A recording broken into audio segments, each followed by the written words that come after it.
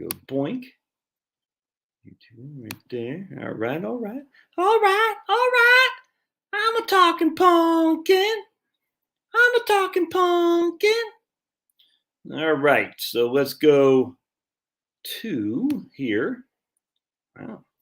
Just got done with our 30-minute locals only live stream. So if you're not following me on locals, you missed it. You missed it. Shame on you, chicken stew. So the local channel is Josh Scanlon at locals, or joshscanlon.locals.com. Excuse me, joshscanlon.locals.com. You can follow me there and see all the posts. I post a ton of stuff on there because it's there's a lot to talk about.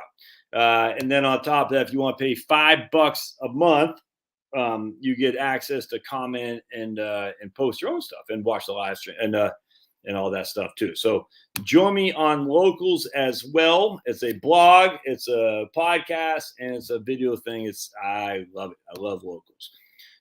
If you want all the information that you're not going to get anywhere else, I mean, just no other way around. In this day and age of let the beheadings begin, the electronic beheadings, you're not going to get. It's locals or bus. There's no other way around that. Of course, I'm on Rumble as well. Just Rumble, and you want to type in Josh Scanlon under. Let me just show you what I'm talking about here. So we're going to go to share, and we're going to go to Chrome. We're going to go right here. And you're going to see, look at that baby. And we're going to go to channels, and you're going to type in Josh Scanlon, and you're going to go down to here to finance and freedom. And that's I got two, but this is the one that is the primary one. And I don't know why I have the second one. So anyway, go there. And now we're going to see here who is chatting on Rumble. We got one on here, and let's see if we have anyone in the chat, because I'm not quite sure that Rumble, how it works actually. So hold on just a second. All right, good.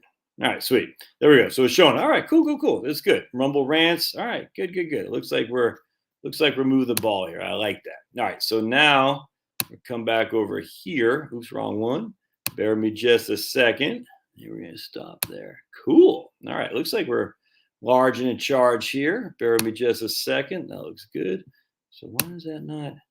All right, cool. So we got some people on Rumble too. Welcome, my friends on Rumble. Much obliged. Cool. All right, so before we get cracking, I do want to show you guys something. So I was talking on my locals channel earlier on our live stream that we just got done with. And there's somebody I know near and dear to my heart who's got a colleague at work. And the colleague said to this someone that he doesn't like his job. All right, he's miserable. He's getting huge, getting very fat. Because he's sitting around a cubicle all day, you know what I'm saying? He doesn't like it. He's getting fat. He works on the weekends a lot. So, 6 months out of the year, he's working on the weekends. So he's missing his children's activities. And, so he's losing his health. He's losing his sanity because he hates his job anyway. He's doing something he doesn't like. And on top of that, what's the point? I mean, the point is to be put to an early grave, and that's it. So he's getting a paycheck. I'm sitting there. And it's flabbergasting to me because this isn't what you're put on this world to do. Anyway, so bear with me. I'm going to show you guys something because you're going to say, what does that have to do with me? Well, I'm going to show you guys something here. I literally just watched this live stream earlier today. This was one of the scariest things I've ever seen in my life. And I want to share it with you because, wait, hold on a sec. Come on. We got it. Hold on. This is freaking nuts. And, the point being is you don't have time to waste, and I'll prove it to you here in just a second. All right, so hold on just a second, right there. All right, so let me pause this for a second. All right, we're going to show you this. Hey, Marie, seems like I just saw you. All right, so we're going to just watch this right here for a second. This is my man R. Peak, who lived up in Maine. I came across his videos when he was showing how to clear a snow from his house up in Maine. He lives in Georgia now. He's from Georgia, moved to Maine. I guess his wife's from Maine, and now he's back in Georgia. He's an incredible guy. He plays a freaking mean banjo. He fixes all kinds of stuff. Just very interesting. His name's R. Peak, and he's got a son down this way too. Anyway, so check this out. We're only going to watch a sec. Everybody, welcome to my world. Today is the day that I leave out and head south with the load. If you look behind me back here, you can see there's my old Dodge truck and my trailer, and I got it loaded full of stuff. And if you look behind me here, you'll see stuff that I wasn't able to fit. Now, this was going to be my last trip down before we hauled the rat rod. Well, all this stuff, not all of it, but a lot of it is heavy, especially all them boxes there, them tool boxes. Man, them things are heavy. You take all your wrenches, you put them in a box like that, you try picking it up. That'll make you strong. That's better than going to the gym, I'm telling you. But when I put them in the back of the truck squats down and the bumper drags the ground. Well, not exactly. It's a slightly over-exaggeration, but you know what I mean. Anyway, oh, look at the moon. So pretty. I got a pretty good load on this trailer. I was going to meet Rusty Acres. Actually, he's going to come here and load up his cars, and we're just going to run down to the farmer's house, talking about the one and only farmer that lives down in New Jersey. All right, so I hope you heard that. So my man here is going to the one lonely farmer in New Jersey. All right, so this is this morning. There's a method to my madness here. This is crazy. All right, so I didn't catch this video this morning, but I want to show you something. So we're going to go to our peak. So right now he's like, I'm going to go to New Jersey and see the one lonely farmer. All right, okay, that sounds good. All right, watch what happens. On my way to one lonely farmer's house, and I got to the intersection of County Road 513, and as I made the turn, I came through rushing water, and right now it's, I'm guessing it's just about up to the bottom of my doors, but I don't have any water coming in yet. But motor went dead and it won't turn over. I still got battery because the flashers are blinking, but I don't know if I might have got water in the engine and that killed it or what, but see anything over there or not. Suppose I could try the engine again, but I'm pretty sure if she's dead, she's dead. I hit start her and just see what she does. Oh, okay. I hope it didn't flip. Water's moving pretty fast. Look out the window there. I didn't mean to get myself into a mess like this. All right, so this is no joke, it gets. Let's see if he shows on. Oh man, he doesn't have the other one on here. Oh shoot! All right, he had another lot. All right, no, he didn't have it. All right, the point being was that one stopped and he did another live stream, and the water was over the floor. You know, it was in the cab. It was in the. He was literally, his seat was getting wet with all the water. It was getting dark. It was freaking raining like insanity. It was flying down the road. I mean, we're all sitting there like, holy, we're watching a guy about to die. It was the scariest thing you've ever seen. I mean, it was crazy. We're like, I mean, it was nuts because the water is just, it's raining like crazy. It's getting dark. And, you know, it's funny. He's still live streaming it. He's still commenting, which is kind of creepy. Because he's like, you're watching a man about to lose his life.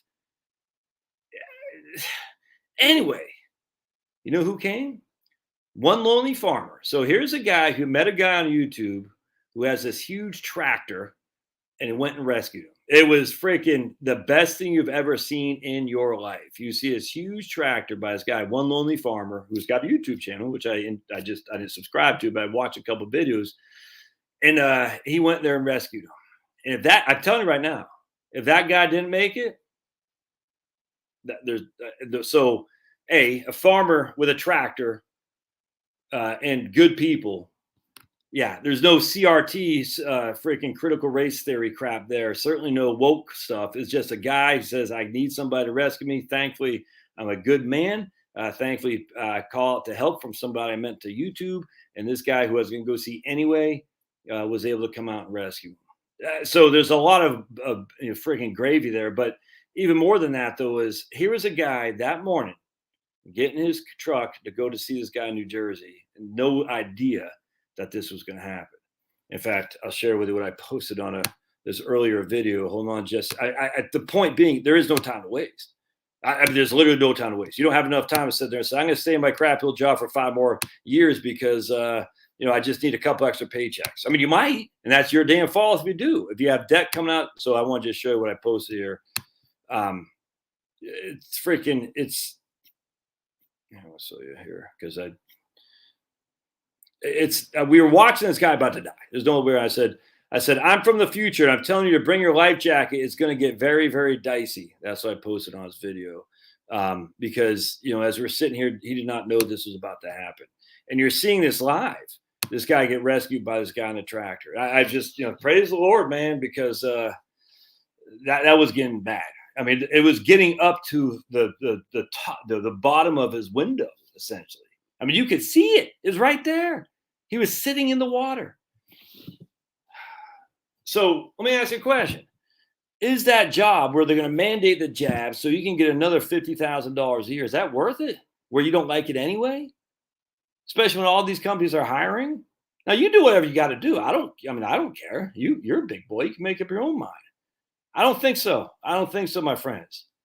I don't think it's worth it to get an extra freaking net of taxes, $30,000 a year. Now, again, if you're knee deep in debt, well, that's your own damn fault. You put yourself there, and you built the bed, you got to lay in it. Anyway, this is no joke, man. No joke. All right. So let's go into this. And again, I appreciate y'all being here. Again, follow me on Rumble and follow me on Locals. And I just hope you are able to pull yourself out of of what we've been forced upon us, which is insanity of unseen proportions in the society. All right, what's your recommendation while using 3-bucket strategy for a percentage of funds? I'm married, 35. Max out Roths and 401ks. Our brokerage account seems to be very top heavy. No, well, if you're 35 and I don't have a 3-bucket. I would say you keep enough cash, maybe 6 months an emergency fund and the rest in stocks. Really, if you're 35 years old, you're still plugging. I don't know why you would do much else because you're going to need an income most likely. And because you're going to need an income from your labor, you're not relying on your income from your investments. That's what it comes down to. What's this guy's name again? Craig. Yeah, Craig. It comes down to when you're that young, your labor is providing you the income. When you're older, your investments are providing you the income. So when your labor is providing you the income, who cares what your investments are doing? I know that sounds flippant, but it's true. I don't care about the market. I mean, I'm 51. I'm not touching my money for many, many years unless I get, all hell falls apart. But that's not likely to happen. If it does happen, then I have to cross that bridge. But the likelihood is that my labor will continue to provide me an income, which I can use, which the markets doesn't matter. So you don't need 3 buckets if you're still plugging away. The 3 buckets or 2 buckets is better when you're about to retire for sure. So hope that helps. Hey, right on, Mitz. Hey, Denise, K. Paso, North Carolina, Kim in the house. I forgot to email you, Kim, about Social Security on Right Capital and using a video, but maybe if I can remember, I will. Denise says, so this is the kind of stuff. This is the kind of stuff building a community is just going back to my man R. Peak right there with that really rescue from people he met on YouTube. I can't stress enough how look at this. Here's Denise with Kim, and just you can't you can't, man. You can't. That's that's humanity right there. And I wish that more people would recognize the humanity that we're losing, frankly, as we in this society. It's nuts. And what's going on in Australia, and we're going to worry about the Taliban. Yeah, screw that. All right, so Jill's rethinking foreign stocks after video. I think I'm down about 5% or less of my portfolio. Are the foreign markets getting crushed? I haven't even checked. Are the foreign markets getting crushed? I mean, I don't know. In of itself, I'm not going to sit there and say don't invest in foreign stocks. I don't, and I don't see any huge benefit of it at all. Certainly, I don't see any benefit in foreign bonds. I would actually say don't invest in foreign bonds. But at the end of the day, financial planning 101, diversification. I don't subscribe to that dogma as much as most people do, but I get it. If you just look historically, sometimes foreign stocks do better when domestic stocks do worse, and as such, domestic stocks have really done well for the last basically 10 years. Growth stocks, in particularly, foreign stocks haven't as much. I could see the smart money flowing to foreign stocks more so than domestic stocks, but Vanguard's been singing the tune of foreign stocks for years and it hasn't paid out. Doesn't mean it won't, but just means at the end of the day, maybe the foreign stock for diversification's sake thing, maybe that is just fake. Maybe it worked a couple times, but it's not inevitable to work. I'm not touching it. I don't see any need for it whatsoever. But with that said, I'm not gonna yell at you for having some foreign stocks. Oh, speaking of which, my man Todd says he converted his 401k Roth to a Roth IRA age 60. Yes, the 5-year rule applies on the 401k. Yep. Yes. Someone can double check that for me. You convert Roth 401k to Roth IRA. I'm almost 100% positive that the 5-year rule applies, Todd. But if someone wants to check up on me and fact check me, if you will. I also want to say too that I did a $50,000 Roth conversion. I don't know, 6 months ago, 5 months ago, something like that. In fact, I don't even know what I don't even check my accounts. I just don't care. But anyway, it was interesting because it was I've already paid the taxes, so it cost $20,000. I figured to pay that tax. I'd probably pay too much, but I'll get some back if not. Anyway, the point being is, it's $20,000. Yeah, that's about right. Because 5 to the state, 15 to the feds. That's probably about right. Anyway, who knows? But anyway, the point being is that money is now forever in a tax-free environment, ever. The only skin off my back was, to stroke that check, 15 to the IRS and 5 to the state of Georgia. But I had the cash. You see what I'm saying? So, that put me back a little bit in my cash, which I'd like to build back up. But I'm in a high tax bracket, certainly a higher tax bracket than I will be when I don't work anymore. But if you got the free cash flow, and I'm no worse off for having done that, it works. I can't stress enough how I think we get too caught up in spreadsheeting things, because we can spreadsheet this all day long to prove that I should not have done it. But for me, I'm like, dude, but now that $50,000 is there tax free forever. I mean, obviously, Sniffy Joe's new tax laws, whatever. I'm not worried about that. But still, I'm like, and I had the cash. I didn't go into debt to pay the taxes. You don't want to go in debt to pay taxes. But if you got the cash on the side, you're sitting there thinking, now I got $50,000 that's free for the rest of my life. And I'm 51. I should have done it last year. I told myself to do it last year, but it's like, I don't want to pay a 35% tax, whatever it was. 30% to the feds, 5% to the state. But then when you actually do it, it's behind you. Now, again, if you're going in debt to do that, it's not don't do that. But I didn't go into debt to do it. I just stroked a check. One of the benefits of having emergency money on the side is that you can do that. And then I don't have to worry about it ever again. I can't stress the emotional pleasantry, if that makes sense, of having done that. That is done. Now I'm going to do 50,000. I just told this guy today, I'm going to do 50,000 a year until my 401k, that was now my IRA, is totally in my Roth. But Josh, my spreadsheet, it doesn't matter, because the spreadsheet is the emotions that drive this, and the emotions, it feels great. Now, again, if I run into a case where I don't have any cash on the side, I won't do it. But I do have cash on the side. It feels great. I have 20,000 less than I did. That's okay. Still got some cash. Feels great. Anyway, I just think we get too caught up in the spreadsheets, and I'm guilty of that for sure. And we get too caught up in because I'd say majority of people I work with, I say it's not worth it to do a Roth. But see, the difference is they're in retirement. Now, some people I'm working with are in my high tax brackets too, and it's tough for a financial advisor to say to somebody, you should do a Roth conversion at 30% all in tax, 35% all in tax, when you're seeing that the tax rates he will be in or she will be in are going to be 12 and 22 in the future. It's tough for a financial advisor to do that because it's not intuitive, and there's no way that someone would say, "Oh, Josh, I see you're recommending Roth conversions for someone in a 35% tax bracket." When if you just look forward, you can see they're only in a 12% tax bracket. You would never win that battle against a lawsuit or whatever. So it's tough to recommend that. Now, if people want to do that, I literally just did. It feels great, but don't go into debt to do that. But again, I'm dealing with a lot of people who are either still working, making pretty good money, and they're in the higher tax bracket than they're ever going to be in. And as such, you're like, I don't know, man. I can't make that recommendation.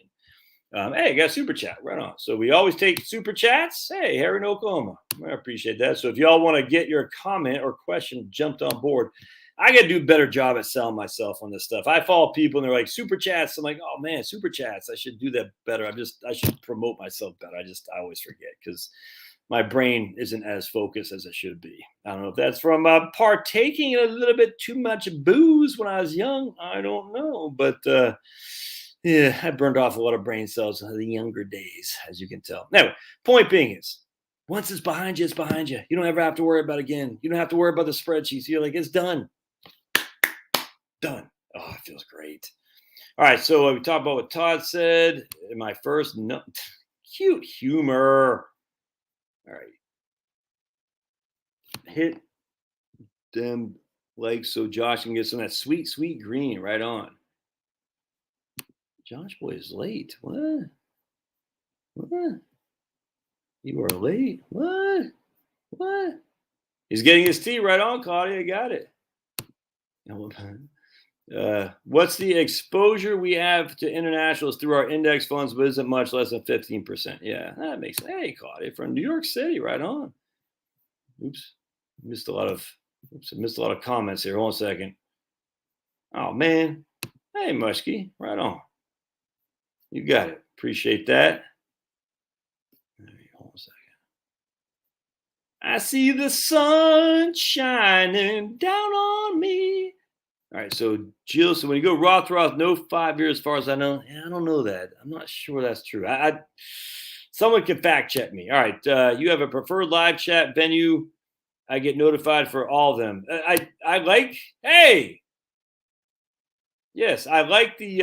I like Rumble. It's just it doesn't flow. All right, Jeremy from Rumble says, I'm here. You can start now. The chat doesn't work well on Rumble, I've found, and that's not as well as I like. Look, they're just getting started out, man. YouTube's got the Google money. YouTube's a loser, by the way. It doesn't make money for Google, just FYI.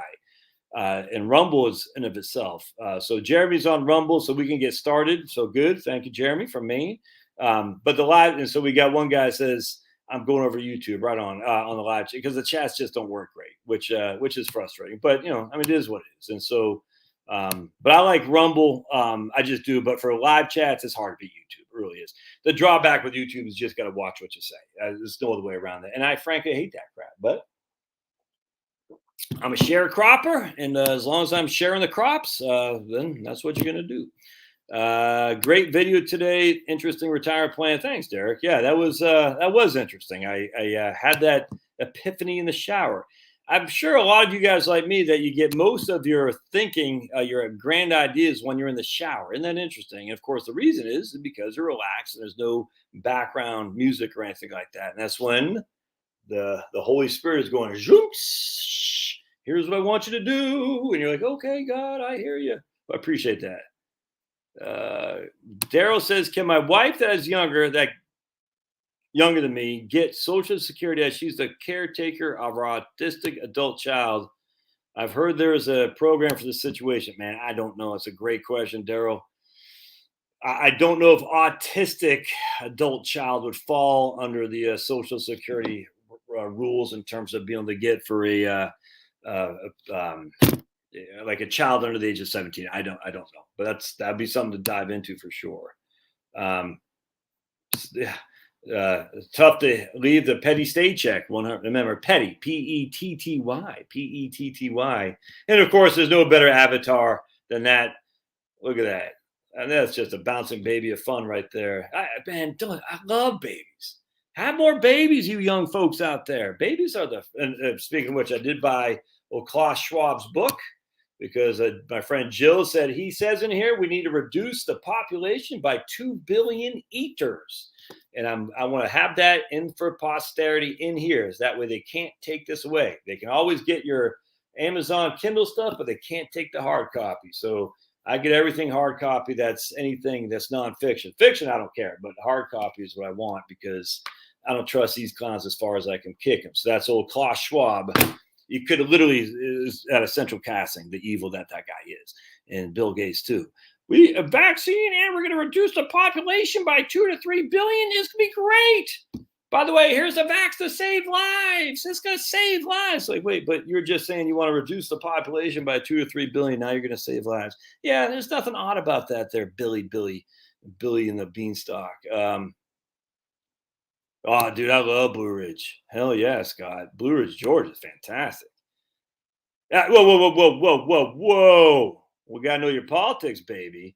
If you're bringing a blue down here, get the hell out. Blue Ridge, you want to go to Asheville. If you're blue, go to Asheville.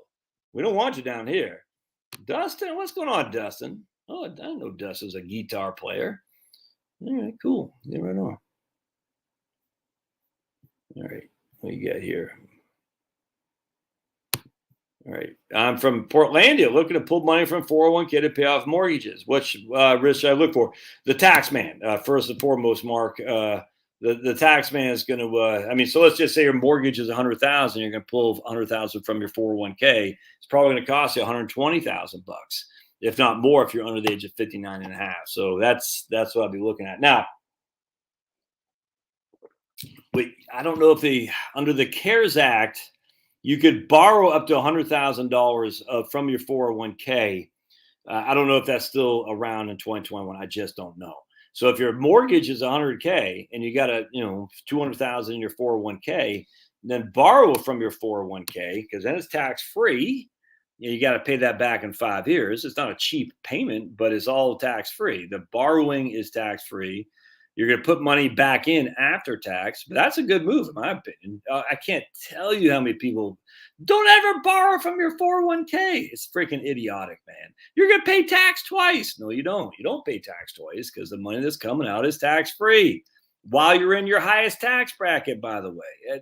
This just people get too caught up in, again, this dogmatic approach. Like if you borrow from your 401k, it's dumb. In fact, I wish someone would write a book on how you can increase your net worth by borrowing from your 401k. Oh, I did. My first book ever. Increase your net worth by borrowing from your 401k. It's a chapter, I'm not sure what chapter it is, right here, to pay off debt. And you could increase net worth. I won't say you will, but you could for sure. All right. Don't say, if this is John, man, don't be too specific here on our names and identifying things, if that makes sense. No one needs to know your stuff, man. So that John Callenberger is a pretty unique name. You might want to call yourself John Smith or something like that. And he's saying he's got he's got a lot of money in his IRA. So I'm going to take that off the screen here real quick. I'm just going to read. Don't do that, guys. I don't trust any people on YouTube, and you should not either. Don't identify yourself explicitly, and certainly identify some personal information. Maybe I'm a paranoid guy, but just because I'm paranoid does not mean they're not out to get me, if that makes sense. You can be paranoid and also be correct. But you're a conspiracy theorist. Yeah, that's right. Because this conspiracy is going on all the time. Just because it's a conspiracy doesn't mean it can't happen. People conspire all the time. There's this thing called the huddle. You know what a huddle is? It's a conspiracy. They're conspiring on how to run the ball down the throat like they used to do in football until it became the stupid West Coast offense stuff, which you just want to pull your hair out of your head and say, whatever happened 3 yards in a cloud of dust, man. All right, so my man says he's got 1.6 in his IRA. His only other income is Social Security. He's 75. My wife, he calls her wipers, which I'm sure is a typo. His wipers, because I guess she wipes his butt. It's just a typo. I'm just being funny. I guess that wasn't that funny. I got a chuckle. My wipers 74. Which strategy should I use to reduce my taxable income? Thank you. I mean, your goose is cooked, brother. I mean, you're at 1.6 million in your IRA, and both y'all get Social Security. There's not much you can do. Now, the best thing you have going is that you're married filing jointly, so you're going to have RMDs anyway. The only thing you can really do is to do QCDs, qualified charitable distributions, where you give money directly from your IRA to the charity of your choice, and that way it doesn't flow back to your 1040. But there's nothing else you can do. You're going to pay the tax, but it's always better to pay the tax. Married filing jointly. I was working with a guy today, and I showed him the perfect example of the widow's tax trap. My man Dan, and I said, "Look, dude, you got to start converting." He actually said to me, he goes, "I need to start converting." And he had a 12% tax bracket, and we kind of talked. So no, we need to go up above that. It's simply because the widow's tax trap was going to smoke his wife. That's all there is to it. She's going to get skunked, and so we didn't want that. Don't get too caught up on another thing. Don't get too caught up on spreadsheets. Spreadsheets work until they don't. I mean, it's junk in, junk out, and it's always going to be junk in because things change. So don't get too caught up in spreadsheets. Don't get too caught up on saying, I'm not going to go 1 penny above the 22% tax bracket. And my man Dan wasn't doing that, but some people do. Just why? Why? I mean, look, man, if you go $10,000 into the 24% tax bracket, that literally is $10,000 that's going to be taxed at 24% other than 22. That's it, man. That's it. So $10,000 taxed at 24%, that's a $2,400 in taxes. $10,000 taxed at 22% is $2,200 in taxes. If I take my trusty calculator, 2,400 minus 2,200, that's $200 difference to convert an extra $10,000 that puts you in the 10%, the 24% tax bracket. Whoop-de-flippin' do. I can't tell you how much blood is ink is wasted on people and time. I'm not going 1 penny above the 22% tax bracket. I'll show those guys at the IRS. I'm like, what the hell? Relax. It's freaking $200 on $10,000. No big deal. Now, go from 12 to 22 is 60% more, whatever it is. I mean, I could get that, but man alive, people. Well, my spreadsheet says when I'm 82 years old, I should have done this. I should do this, and that's what I'm going to do. I'm like, you're 51. You're 51. Jeez. Don't get too caught up in this crap. It's nuts. But Josh, you should have never done that Roth conversion because that. But I'm like, yeah, but you know something? See ya, IRS. See ya, Governor Kemp. You're out of my hair on that money. And I can't wait to be out of the hair on the rest of the money. It's going to be great. Oh, by the way, January is coming right down the pike. So old January is coming in 5 months. I'll be doing the same doggone thing. Should have done it last year. I said, I should have done it. Hey, my man Dustin, I'm going to Maine in December, hoping to get some snow. Well, the grand solar minimum is upon us, man. We haven't had a 100-degree weather day in Georgia all summer. Haven't had one. And that's nuts. That's nuts. So global warming, not this summer in Georgia. That's for doggone sure. Anyway, I imagine you'll be getting some snow up in Maine. What kind of training are you doing in Maine, man? In the Army? Wait, are you in the Marine Corps or the Army? You're in the Army. You think? I can't remember. In the Army or the Marine Corps, Dustin? My man Kevin's not happy. In just to say hi. Right on. Let's see. Right. I see the sun shining down on me. Yeah, I wish this Rumble live chat would work better. That's too bad. We'll get it. We'll get it there. Only got 5 people on Rumble now. All right, everyone's over at YouTube. Nothing wrong with that, but we'll build. We'll build. Oops, I keep going wrong thing. All right. Where do I see real estate, particularly single-family housing, going in the future? I tell you, it's nuts. I was talking to a guy 2 days ago. He's got a couple of properties of 150, and I think one was 150, and one's like 95 was his price, and they're paying him like $4,000 a month between them or something like that. I was like, dude, you're getting $48,000 on less than a $200,000 capital cost, essentially. Your cost basis, if you will. You can't shake a stick at that, man. and I can't remember what he was getting, but maybe it's $3,000. But he was getting like a 12% distribution yield. I mean, like a dividend yield. You got some tax benefits there, obviously, that you don't get in a dividend. Um, rent doesn't fluctuate like this. He's got some tenants in there that are hardcore parkour. I'm just like, dude, you can't shake a stick at that. It's not Section 8 housing, by the way. He didn't have, hey, big boy, or this little boy. He didn't have any moratorium crap to deal with the SEC or the CDC. Want to come on up? Say hi to everybody. Come on. Hello, Pablo. Hello, Pablo. Yeah. Look, they're not. The millennials are coming to their own now. They're going to be buying houses. That's a fact. Now, I don't think the millennials will be having the spending power the baby boomers did. So I don't think you can compare the housing run of the 80s to the housing run that's going to come up in 2020s, because the baby boomers had all the money without any debt. Remember, they had no debt. College didn't cost anything. They just had no debt. So they had a lot of disposable income to buy houses with.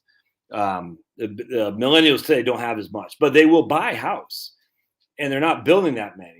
And as such, and the millennial generation is now bigger than the baby boomers, my understanding. So I thought Finney was barking at me, growling at me. It's a motorcycle. So I think the real estate I tell you, man, I think there's lots of upside there. Absolutely. I'm not so sure about commercial property. That's not my area of expertise. My intuition says that doesn't look good to me, man. I mean, these companies going hoteling now with these cubicles. That sounds like freaking hell on earth. Why would more and more people be working from home? I can't see commercial property being a huge opportunity, but I'm not an expert in that. I just don't know. But single family real estate, I tell you, I'd be in that. I don't know the first thing I'd do it. And I just, frankly, I'm more comfortable with stocks. Because I don't say I know them, but I'm more comfortable with it. The investing in real estate is not my forte. I know people do it and have done very well. I know some people have done poorly, but I tell you, I work with clients who got 1 or 2 rentals. It's the best investment they've got by far, from a cash flow perspective, mind you, not from a growth perspective, but from a cash flow perspective. I mean, if you put, this guy put 115 on a property, he's making 3,000 a month. I think it's 2,000 a month, right? I can't remember. Let's just say 2,000 a month on a $115,000 property. We'll take our trusty calculator. It's $24,000 on his yield on cost. $24,000 on 115. That's a 21% distribution yield on cost. That's crazy. Without touching his principal, if you look at like a dividend, I mean, how long does it take for you to get that yield on cost in the S&P 500 dividends? Years and years and years to come. On top of all the tax write-offs this guy can have, step-up basis, it's just, I'm a big fan, Taylor. Big fan, long time, first time. Flex J, 62 and a half, lost my job. I got $100K to live on in cash and invest until 65. He suggests on investing. Don't do it. You got $100,000 in cash. Why would you invest that money, man? Because you're going to need the money until you're 65. I mean, you're going to be spending the money until you're 65. Why would you invest that money, Flex J? Tia, I don't. That doesn't make any sense to me at all. The $100,000 cash, I'd be leaving that in the bank account. Why take any gamble? I don't get that. Let's see. Okay, Charlie. We got Taylor Jackson. Charles Jackson. My wife and I are 58, 59. We have 600,000 401ks and each contributing 26,000. Should we be doing Roth too, combined income? That's kind of where I was just saying, my man, Charles. No, you shouldn't be from a pure tax perspective. That's just a fact, because you are in a higher tax bracket today than you'll ever be once you retire, most likely. And retirement is coming down the pike for you. So the answer is you should keep taking the deferrals. And that's literally, there's no financial planner that would argue against that. And I can't for you. I can't. Now, I did similar to what you did here, is instead of contributing 26,000 to a pre-tax account, not only did I not contribute into a pre-tax account, I added 50,000 to my taxable income from doing my Roth conversion. So by you contributing 26,000 to your Roth, as opposed to I guess you're saying, should you be doing a Roth too? Well, you can't do Roth. because you make too much money. But should you be doing the Roth for your contribution as opposed to the deferred? Well, essentially, that's what I did. I mean, I took, not only do I not have deferrals, which you would not have deferrals, but I put into a taxable account, i.e. a Roth, where I had to pay tax on. And, that's for you, that's instead of a $26,000 tax deduction, it's going to be a $26,000 taxable income increase. That's, that might be a bridge too far for you. But financial planning would say no. And that just makes sense. You'd have to kind of, there are other ways to look at this, but I could not suggest that you do that. No way. But you could see where I'm going with that. Luis on board. Right on. Can you tell me which American fund is good? The Growth Fund of America. I like my favorite American fund is the New Perspective Fund. Actually, no, not anymore. It's because it used to be the New Perspective Fund back then, the aughts when I was a broker. My favorite American fund is the Investment Company of America, ICA. That's what AIVSX. I'm not saying you should have that, Luis. In fact, because I say that's my favorite, you should probably short that fund. I'm just ICA, Investment Company of America. It's it's stellar. I love it. I'm not saying it will continue to be stellar. The GFA, Growth Fund of America. Well, the Growth Fund right there should tell you all you need to know.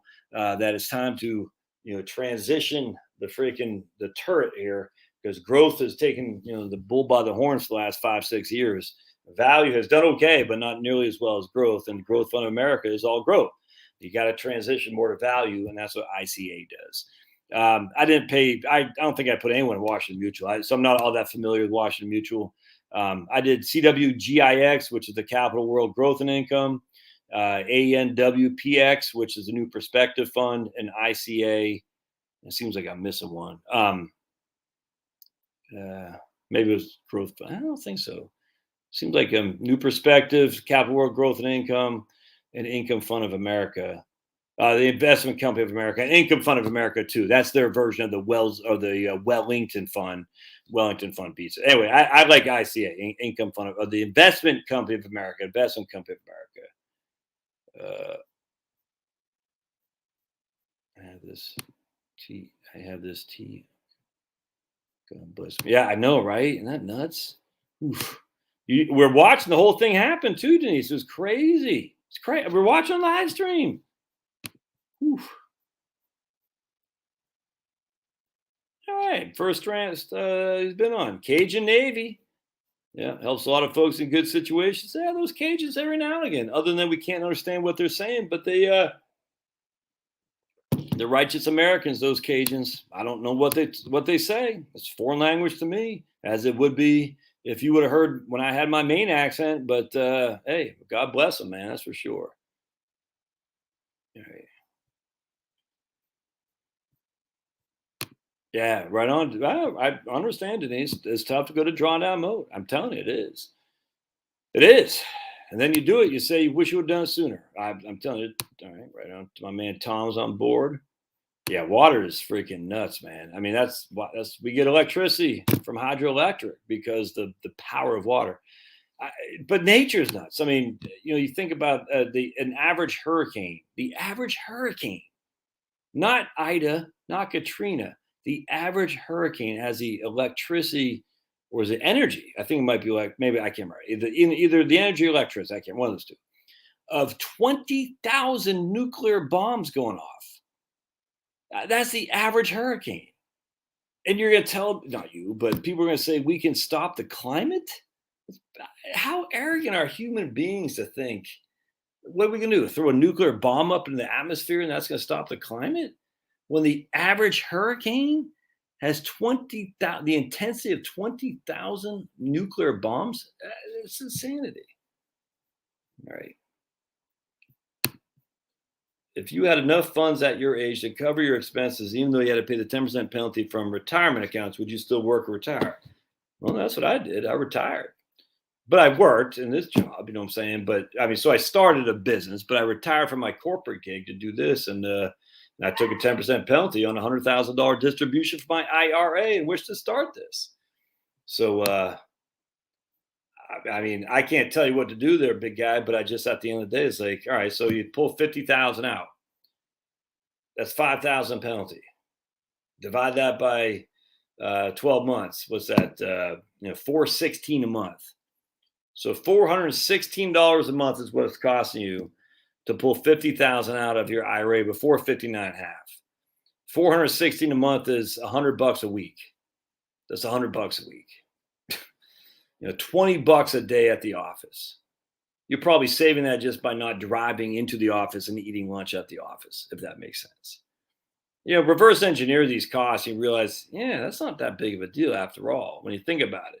I know a guy when I used to work at USA, he ate lunch out every single day. He'd go down to P.F. Chang's every single day. And he was, cash flow was tight. He was getting heavy. And I said, well, because you're eating out every day. And then he'd drive, an hour and a half each way. There he is. Hi, gorgeous. He is such a gorgeous dog. You guys don't know his personality. If you knew his personality, he's even more gorgeous. Yeah, give me a lick. Yeah, give me that. Give me a lick. I need that immunity. I need that natural immunity because we know it's better. Did I just say that on YouTube? Did I just say that? How dare I? All right, so $50,000 costs you $5,000. That's $20 a day. You got to make your choice for yourself. I'm getting out of Dodge. Tell them to quit. I sold large mortgage home, moved to the village. Yeah, Mushkey is a perfect example. Sold large mortgage home, and let's just play in a great place, someplace in the Pacific Northwest. Quit my crap little job, even though my pension won't start for 4 years. Got ACA insurance for $300 a month. She's living in the villages and is happy as a clam. I'm trying to find anyone who's not happy as a clam in the villages. They're all happy as a clam. Actually, someone had emailed me today, and I forgot about this, but he said that the ACA subsidies, because the ARP, the American Retirement Plan, whatever the hell it's called, that Sniffy Joe did, there's no cliff, if that makes sense. And I can't remember exactly what it was, but I was like, whoa, and I think it's even for 2022 as well, not just 2021, 2022. So looking at that, the American Recovery Plan or whatever, the subsidies are pretty extensive. In fact, for me, with my 4 crumb crunchers, Charlotte and I can make, I think it's $150,000 and qualify for the maximum Obamacare subsidy deductions, or subsidy, I should say. For ACA, the Obamacare, you know what I'm saying? And that's for Charlotte, me, and our 4 kiddos. We are going to make more than that. What's up, dog? Give me a kiss. Oh, I love him. Yes, okay. Yeah, okay. That's great. Yeah, okay. Fantastic. Excuse me. All right. Anyway, there we go. Look at that mud. Look at that guy. That guy is jacked. I tell you, look at that. Pablo doesn't have muscles. Pablo's a little bit, in fact, yesterday was our 2-year anniversary of getting Pablo, by the way. Isn't that crazy? All right. Roth conversions are okay. I agree. I would do them if you have the extra cash to pay the tax, 100%. Yep. I'm happier, more peaceful than I've ever been. I bet if we did a blood work test or a test on the old Mushkey, I bet her health is better too. U.S. tech is dominant in the world. Oh, thanks, man. Thanks, Anthony Mize. I'm awesome. Tell my wife, 22 years and she's still with me. I got her by saying I had all the money. I said I had Bill Gates' wealth. And she goes, really? 22 years later, she still hasn't figured it out? The joke's on her. Oh, yes, I do. Look, I just can't stop kissing this guy. I love you. You look at his eyes. He's got big yawn. There's not much going on behind those eyes right there. He's like, why do you look at me, Dad? No, I love him. David's in the villages too. Right on. All right. My 401k to Roth IRA is a transfer rate. It's a conversion, actually, from your Roth 401k to your Roth IRA is conversion.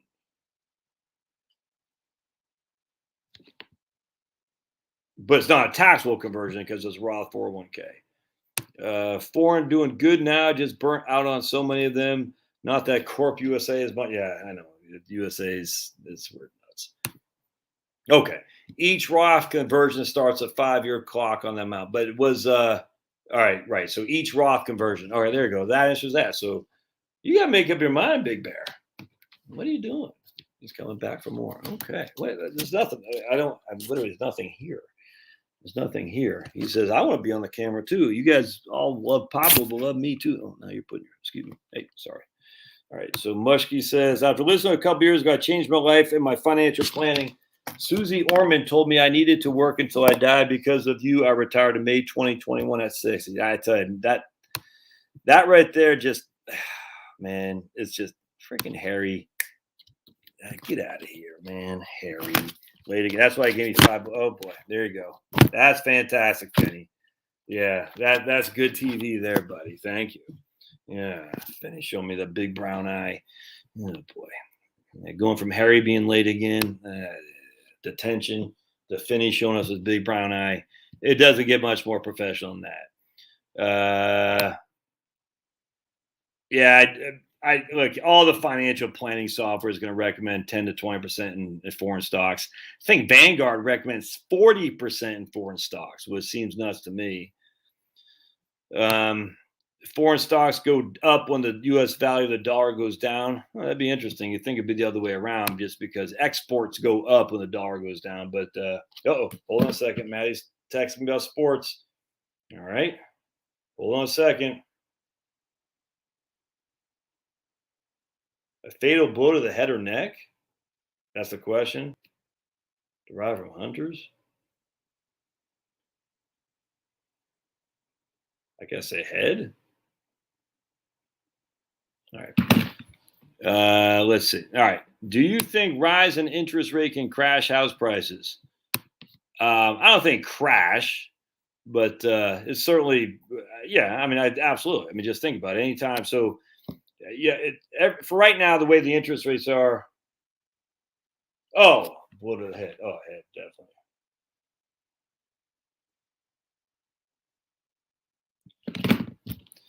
Anytime the interest rates rise, it just makes the cost to buy a house that much more expensive. So if it's you think about if it's kids, man.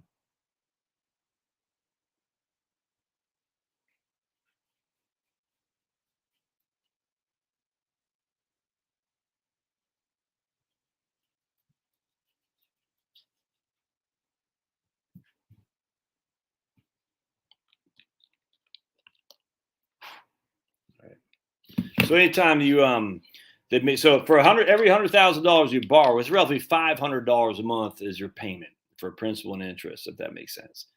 So if rates go up and every $100,000 you borrow is $750 in payments, that changes your perspective. And I'll give you the perfect example is when we lived in when we were looking to move from we were looking to move from, how do I say.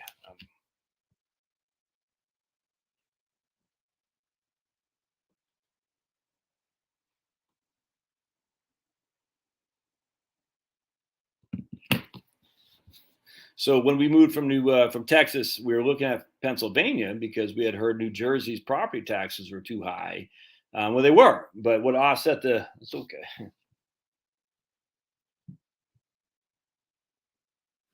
But what offset the higher property taxes in New Jersey was the lower price of the house. Everything is relative, and so basically, if interest rates go up and it makes it more expensive to finance a house for $750 when it used to be 500, the price of the house inherently will go back down. So that way it's still B, instead of you will finance less at a higher rate, if that makes sense. Anyway, so I just give an example. So we were looking at Downingtown, Pennsylvania, and the houses were much more expensive than they were in Haddonfield, New Jersey, even though Haddonfield, New Jersey is only 15 minutes from Center City where I was working. But the reason was because the property taxes in New Jersey were twice that of Downingtown. So the people in Pennsylvania said we can charge higher because everyone's afraid of New Jersey because the property taxes are so high. But when you actually did a comparison, actually New Jersey was cheaper in terms of the commute. The town was 10 times better. You know, the ease of getting to work, it was better. So the price of the house was lower than it was in Downingtown, simply because the property taxes were too high. I hope that makes sense. It's all level, though. I mean, you know, people aren't stupid. They're not going to say, "Oh, I'm going to pay $500,000 for a house when before it cost me $2,500 a month in a mortgage." but I'll still pay $500 for the house when it now costs me $3,250 in mortgage. They're not going to do that. They'll say, I'll offer you, instead of $500,000, I'll offer you $400,000 or something like that. And so you could see the house rates going down for sure. A crash. What is a crash? 2008. I don't see that happening again anytime soon. That's for sure. I'm not expecting the rates to go up. I mean, they're going to go up a little bit, I grant you. But I mean, what's the 30-year right now? The 30-year Treasury. Rabbit punch. I heard that is still 1.9. 1.9. So the 30-year Treasury is still 1.9. No one knows nothing on this stuff, man. And if we just, again, look at Japan, the interest rates in Japan are freaking still at zero. And they've been that way for years. And yet the debt to GDP is still through the roof. It's still like 250, 260%. The only argument that people can make why that's not going to happen here is because Japan has an older demographics. Well, hell, don't we do too? We allow for immigration. I grant you. So that is a benefit to us not going full throttle Japan. But that's when you're locking down everybody, they can't work. That doesn't do much for the consumer spending, which is what GDP is contingent on. And I hate to say it, but a lot of these immigrants aren't paying taxes the way they should in terms of income taxes because they're under the table. And then on top of that, a lot of them are cutting the wages for their services. And hey, look, it is what it is. We can argue, we can say, I'm barking at the, raising my fist at the clouds. It is what it is, man. And so the idea that the American economy is going to be on harder, more solid footing than Japan because we have tons of illegal immigrants, that doesn't make any sense. And the idea that our demographics shift isn't as bad as Japan, well, that's true, but still pretty bad, for heaven's sake. And then finally, the idea that one guy, clown, said, well, they have a current surplus. That's the stupidest answer I've ever heard. So of all of the arguments for Japan, us not being like Japan, the demographics is probably the best. And the demographics that we have here is more accommodating in terms of growth, which could lead to higher inflation and certainly higher interest rates. But that's a weak sauce in my opinion, just because the demographics in of themselves aren't extraordinary. Just look at the last 10 years. The population of the United States just hasn't grown that much. It just hasn't. And I mean, I'm telling you, people overlook the fact that the world population is already it's not on a downward shift yet, but it's on a decelerating shift. And we know that Japan, by the end of this century, is going to be about 33 million people. That's it. China will be about 750 million people. That's it. Europe is probably going to be done for. They'll probably all be Muslims in Europe by that point. It sucks for them, but that's what happens when you have babies. Have freaking babies, man. I've got no qualm with Muslims doing what they're doing. None whatsoever. They're having babies.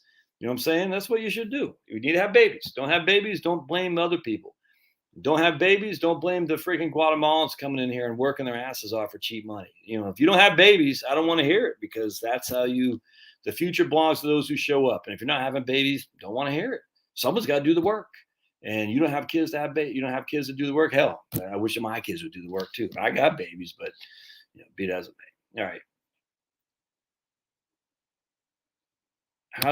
I have a thing on StreamYard Mushkey where I just click on the comment, and that's what it does. The coworker tried to convince me of getting rid of the step-up basis was a good thing. No, that guy's an idiot, Hans. Just say, okay, literally, your mom bought a house in 1983 in California. That's all I gotta say. We're getting rid of the step-up basis. Yeah. And don't forget, the thing about inflation, this is where the dastardly tax on inflation. And this was a lot worse in the 70s and 80s when inflation was quite bad. But still, that's a hidden tax that everybody pays. And so if they got rid of the step-up basis and your house is at $200,000, then due to nothing more than the inflation is worth $300,000 and your kid inherits it, your kid is inheriting the same exact house. Nothing has changed. The value relative to a growing economy might be lower than what it should have been, but it still grew by inflation in some regard. Now that kid's got to pay $100,000 capital gain tax on $100,000 on a house that has not really grown in value relative to inflation. It's just inflation. has increased the value, but it's not a true increase. It's evil stuff, man. So I just say, okay, so your mom dies with a house that she bought in 1983. Good luck coming up with the tax of that. Fool. Always make sure you end it with fool, because it's stupid. And then just say that. How are you going to figure that out there, guy? How are you going to figure out what the cost basis is on every single asset? How are you going to figure that out? You want to make the IRS have a lot of work to do, and to be able to freaking penalize you because you didn't say this pen I bought for 10 cents and when I died it was worth 11 cents according to Goodwill. Yeah, that's great. So let's get the IRS more power. That's fantastic. Fool, not you, Hans, but that's what you always got to tell these people. Yeah, that doesn't make much sense. Fool. That's what you got to say. Now, this Rumble's on live stream. Oh, yeah, it says live stream's ended. What the hell? Huh. Well, it's still on there.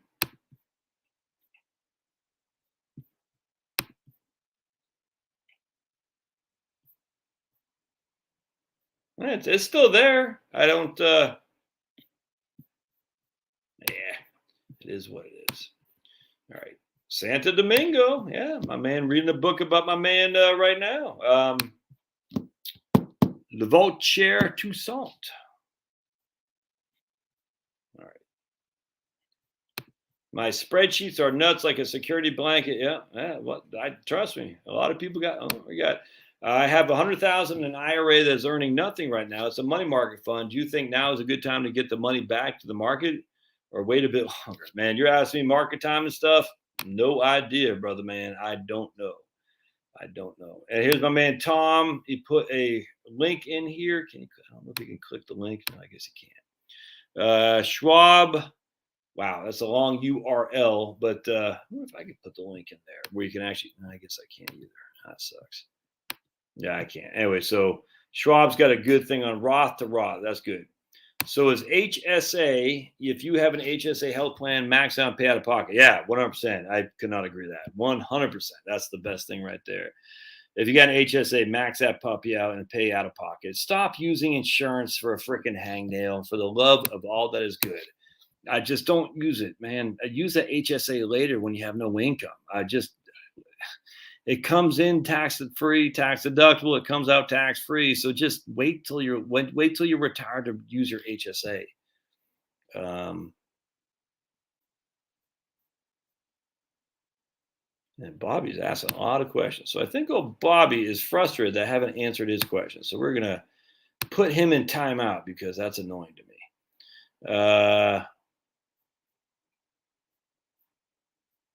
We are trying to save more to retire sooner and move to the villages. Right on. There you go. Look at you, Mushki.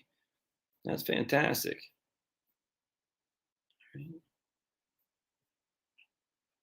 Hey, Prairie Mark. Right on. I thought you left. So it's good to see you, man. Sometimes I better just to suck the traditional IRA dry rather than converting to Roth. 100%. I completely agree. I tell a lot of people that while they're instead of doing Roth conversion. I told the guy that today. Instead of doing, he emailed me after we had a conversation last night. I said, no, don't do Roth conversions because you're gonna be living off your IRA, and we're gonna be living off your IRA. So you don't want to do Roth conversions on top of the money you're living on from your IRA because then you won't qualify for Obamacare subsidies. Is there a limit on how much money you can claim on your taxes for healthcare expenses per year? There is. Off the top of my head, I can't remember what it is. Why do you have zero exposure to crypto? I think it's foolish. Perfectly honest with you. Doesn't mean I think people own are foolish. I'm not touching a 10-foot pole. No value there. No value. It's greater fool theory, man. Can't use it as a currency. We know that for a fact. And as a store of value, I saw a guy today talking about. It's funny actually because I think he might watch my YouTube channel. I might be a bit arrogant, but there's no store of value in something that doesn't exist. It doesn't. So the store of value is just what other people want to pay for. So it's not a currency. It's not a medium of exchange. It's just not. Now, could it be? Sure, but that's speculation. I don't like to speculate. I like hard assets, actually gold, silver. I just bought, actually had a guy pay me for my financial planning services with an ounce of gold. I said, I'll take that any day of the week. Gold, silver, real estate for sure. Stocks that actually pay a dividend, that have earnings. Bitcoin has none of that. And then, of course, as a medium of exchange, it's fanciful. As a store of value, it's just silly. Come on. That's just, it's not. Now, is it speculative? Sure. Can you speculate and make a ton of money? Absolutely. Hell, people leverage to the hilt. It's nothing but speculation, make tons of money. Oh, people leverage to the hilt, go bankrupt too. So it's just the way it is. So Bitcoin, hey man, if you want to buy it, I chuckle, but I got no qualm with it. I'm just not touching the 10-foot pole. So I missed some comments here. Sorry.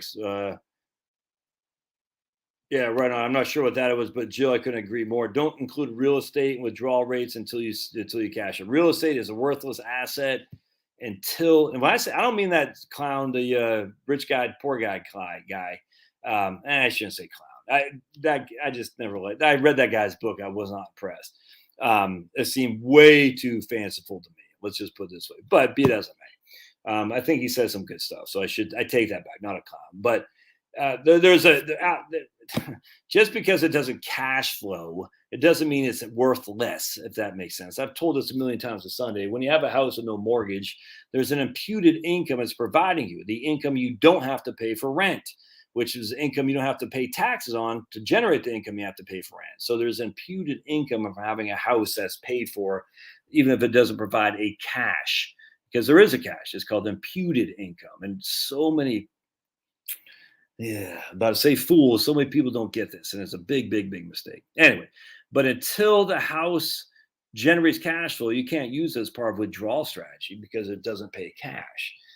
All right. So anyway, hey, right on. Heading over to Rumble now. Okay, cool. How many people? We got 9 over there right now. All right. Oh, 12 now. Sweet. I just don't get why it's not. Hey, 2 comments. Yeah, dude. Ooh, Herschel Walker's got a Senate ad. That's fantastic. My man Jeremy said Herschel Walker. Yeah, I can't wait to vote for Herschel Walker.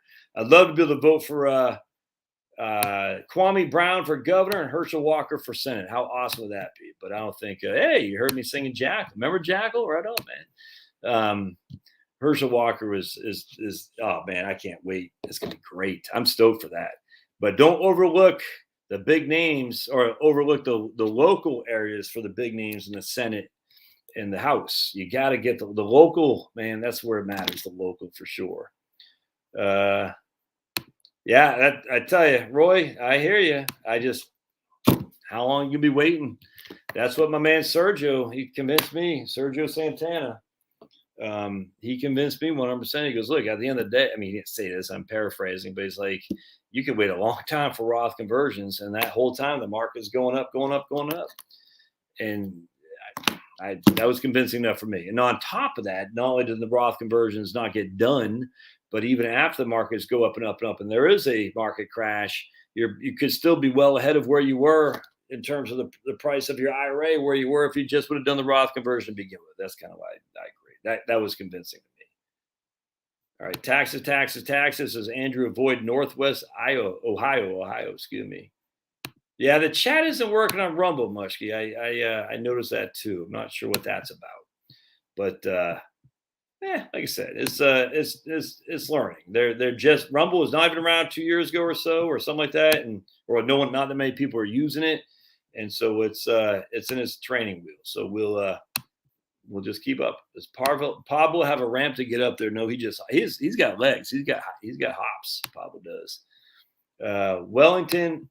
Our VTI and brokerage account. I'm not sure what you're saying. Yeah, Pablo he just loves his dad. Healthcare REITs are a good bet. I don't disagree with that, Carl. I don't disagree. Converting to Roth at market high, just go to cash, then you have the liquidity to bounce. Are we at a market high?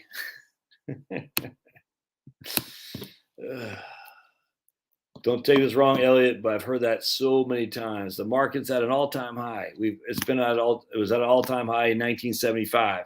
It's at an all-time high in 1990. It's at an all-time high in 1994. It's at an all-time high in 1999. All-time high in 2007. All-time high just all-time high in 2013. All-time high. It's It's always that's the thing. The trajectory of the markets are to the northeast up, and so they're always at all-time highs. They shrink a little bit, but the trajectory is like that. So it will forever be at an all-time high.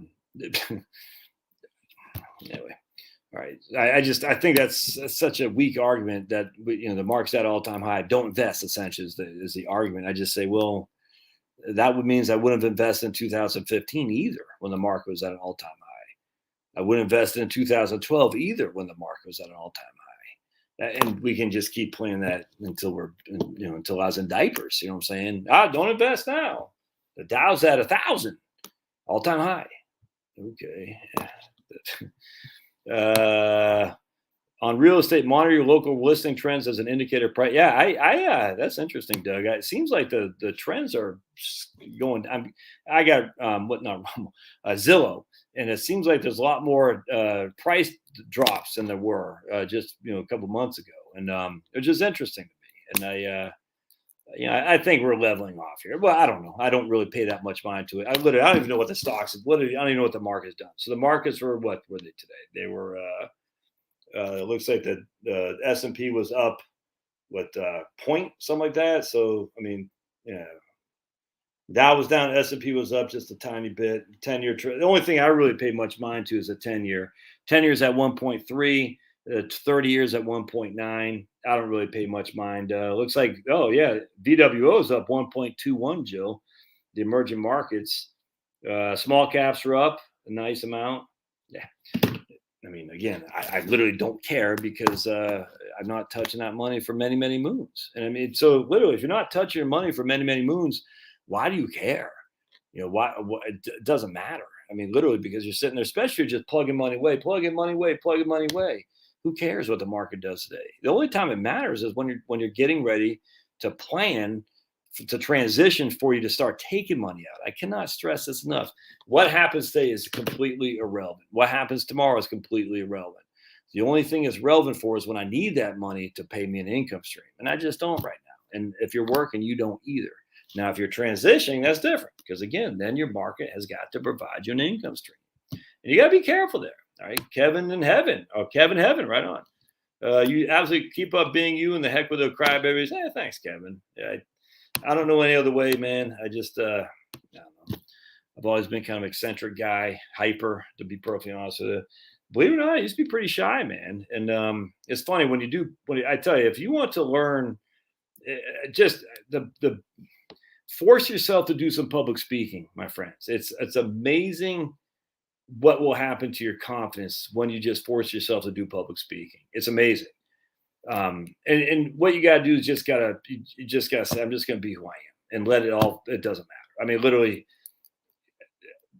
the public speaking, this guy, me and Rich, that we started doing on behalf of USAA, I had done, look, man, I had done public speaking to some degree, and I was in the Army and all that stuff, but we get in front of like flag officers and stuff and do financial planning presentations. And it was nerve wracking at first because like, dude, I was a freaking E4, you know what I'm saying? I didn't know. And I'm in front of generals. And it's even after I was a civilian, it's still kind of nerve wracking because you think these guys know everything. They don't know crap. Just look at what happened in Afghanistan. But anyway, and so I remember doing these presentations and some of the questions, and I'm not just bagging on flag officers, but, for a guy that was presenting in front of flag officers, and I got out as a corporal E4. I'm thinking, I don't know, it was intimidating. But after I did a couple, I said, oh, I know a hell of a lot more than these guys do. And they there'll always be some cranks, not generals necessarily. Usually an Air Force major, an 04 in the Air Force will always be the biggest crank. And you're like, all right. And other than that, he try to, knock you off the knees. You're like, whatever. And you just say, okay. But everybody else, you're like, they just wanting to learn. They want to ask questions, wanting to learn. And they're not trying to make you look bad. I said, okay. And you say, so if you're reasonable and you're not trying to be all arrogant, but if you know what you know and you know what you're talking about, then you can say, yeah, I'm pretty good at this. But the key thing is to say, like some guy said about the Roth stuff, like, I don't know, off the top of my head, I don't know. And if I did know, and if I did not know, and I said something like I did know, or I wasn't sure, I mean, that's going to come back and bite me in the butt. It's not worth. Why would it be worth it for somebody to say, I got to come across like I know everything? Why? You have these things called the internets that you can look it up quickly. I don't get that. Why would you say it's nuts? How many people in my business have this need to be right all the time? Like they have to know everything. I don't get that. Especially, I don't want someone in that freaking lump of coal up there just saying something off the cuff because this is important stuff. And if you screw it up, you're the one held accountable, if that makes sense. And not me. No, I think the key thing is learn how to do some public speaking. It'll enhance your confidence. Like, I can't tell you how much. And then learn how to say, I don't know. And just say, I don't know. Is that important to you? If it is, well, okay. Then, you can look it up. There's a guy emailed me a question today, and it took 2 seconds to email it to look it up. And I kind of gave him the business down there. I said, you could easily look that up. You know what I'm saying? Not being a dick. But at the end of the day, it's like, yeah, that was a little bit of a lazy thing for this guy to email these questions because he wanted a professional answer as opposed to taking the time to look it up. Because then he would doubt. He'd say, maybe I'm reading this wrong. So I get it, and I didn't give him. I wasn't a dick, but I was just like, yeah, I looked it up too. You see what I'm saying? I said, yeah, I'm not sure. Let me look it up, and I emailed him back. So this is what I found. No big deal. But you could have done it too. It's just he's not a professional. He wants a professional to tell him, and I get that. But I just think, I don't know why people have men a lot, well, women too. I mean, you hear the thing on Susie Orman. There's a lady on YouTube who did this blistering take on Susie Orman, how she's just full of crap on her experience. It was nuts. And you should watch. I can't remember her video. It was great though. And it's just lying. Like, I don't get why lie? I don't understand. And I've never been like that actually. Maybe it's just, the way I was raised from hippie parents. It doesn't make sense to lie. Just be who you are. You know what I'm saying? And then peace and love, man. Peace and love. All right. So man, Andrew moved to Northwest Idaho for a job opportunity, Ohio, and he quickly found out property taxes are insane. Are you really sorry? Cute humor. Huh. TIA, thanks in advance. I don't know what that is. All right, stocks. Stocks, the government doesn't put an eviction ban on stocks like they did on rentals. I don't get it. Stocks, the government, or stinks maybe? Currently 35% tax bracket, considering converting significant traditional IRA to Roth for Biden screws up tax like he does everything else. Can I pay tax with taxable account? Yeah, that's if you're going to do it. Don't pay it with your IRA if you're under the age of 59 and a half. You want to, just don't. I paid it with my cash account, 100%. I'm not all that worried about Sniffy Joe. I'm telling you, I just like the idea. I don't have to worry about that portion of my IRA ever being taxed again, if that makes sense. That's fantastic. So, yeah, I don't know what your age is, JJ, but if you're under the age of 59 and a half, you do not pay taxes with that IRA because the amount of money you pull out to pay taxes will be subject to a 10% penalty. So don't do that.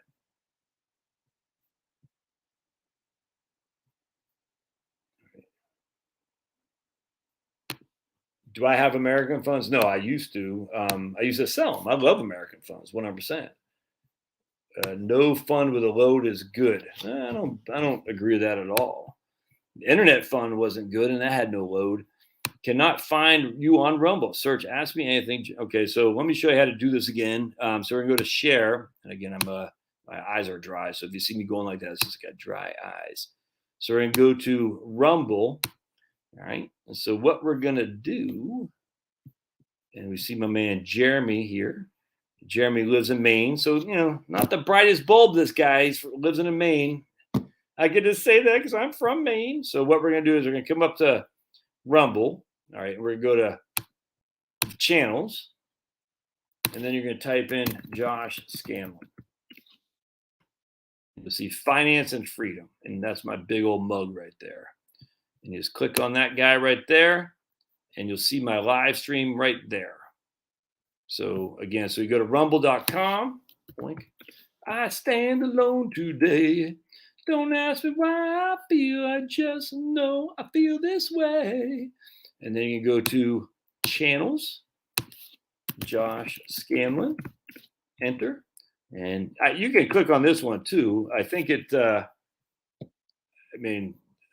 think I'm not exactly sure why this one's here. I don't know. But I think, if you Yeah, so that's yeah, there you go. It looks like they're all flowing there. But anyway, so that's how you do it. And then you'll get my my channel right there. And we got 10 watching right now, looks like 2 comments and no live streams anymore. Huh.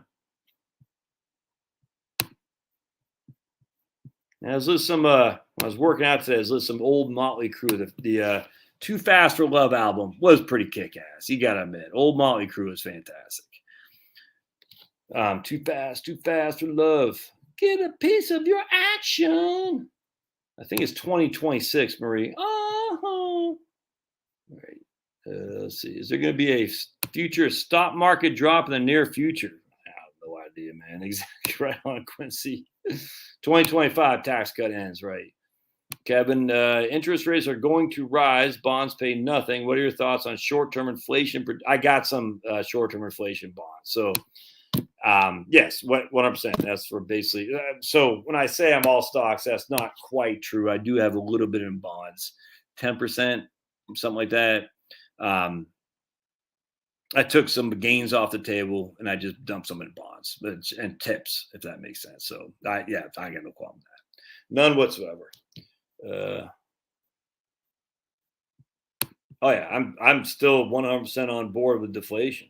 I know everyone says, look, I get it, man. I mean, how to argue in favor of deflation while we're at the highest inflation since 1991. Yeah, I wonder if anything happened from 1990 to 1991 that would have shaken the economy to slide. Huh. I wonder if there's anything that could have slid. And then when we got over that, we had some inflation. I wonder if anything happened in 2020, and it looks like maybe again in Pennsylvania and stuff going on right now because insanity is running rampant. That could slide us back into a slow growth. We're already seeing the growth slowing down, my friends. The ISM numbers came up today. It was actually increased to 59.9, so that's good. But I tell you, it's not the government printing. This is like if government printing caused inflation, to explain Japan, even explain our own country. It's not like the government printing hasn't happened since Reagan, for heaven's sake, since LBJ in Vietnam. I mean, we've had deficits as far as the eye can see. We're not paying the debt off. We've only had since freaking Nixon, I don't even know, but we've had 4 years, maybe 2 years of a balanced budget, a surplus. And that is under Clinton and a Republican Congress.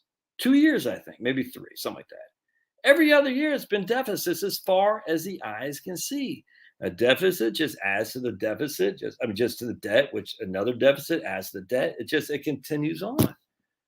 Yeah. So what happens is debt is inherently deflationary. People can't get this.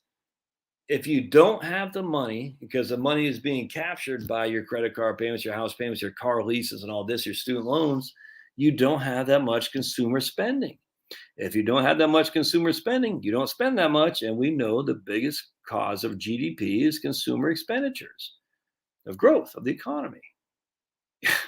On top, I was talking to a guy the other day, a business owner, and he's like, he got smoked in 2008, smoked.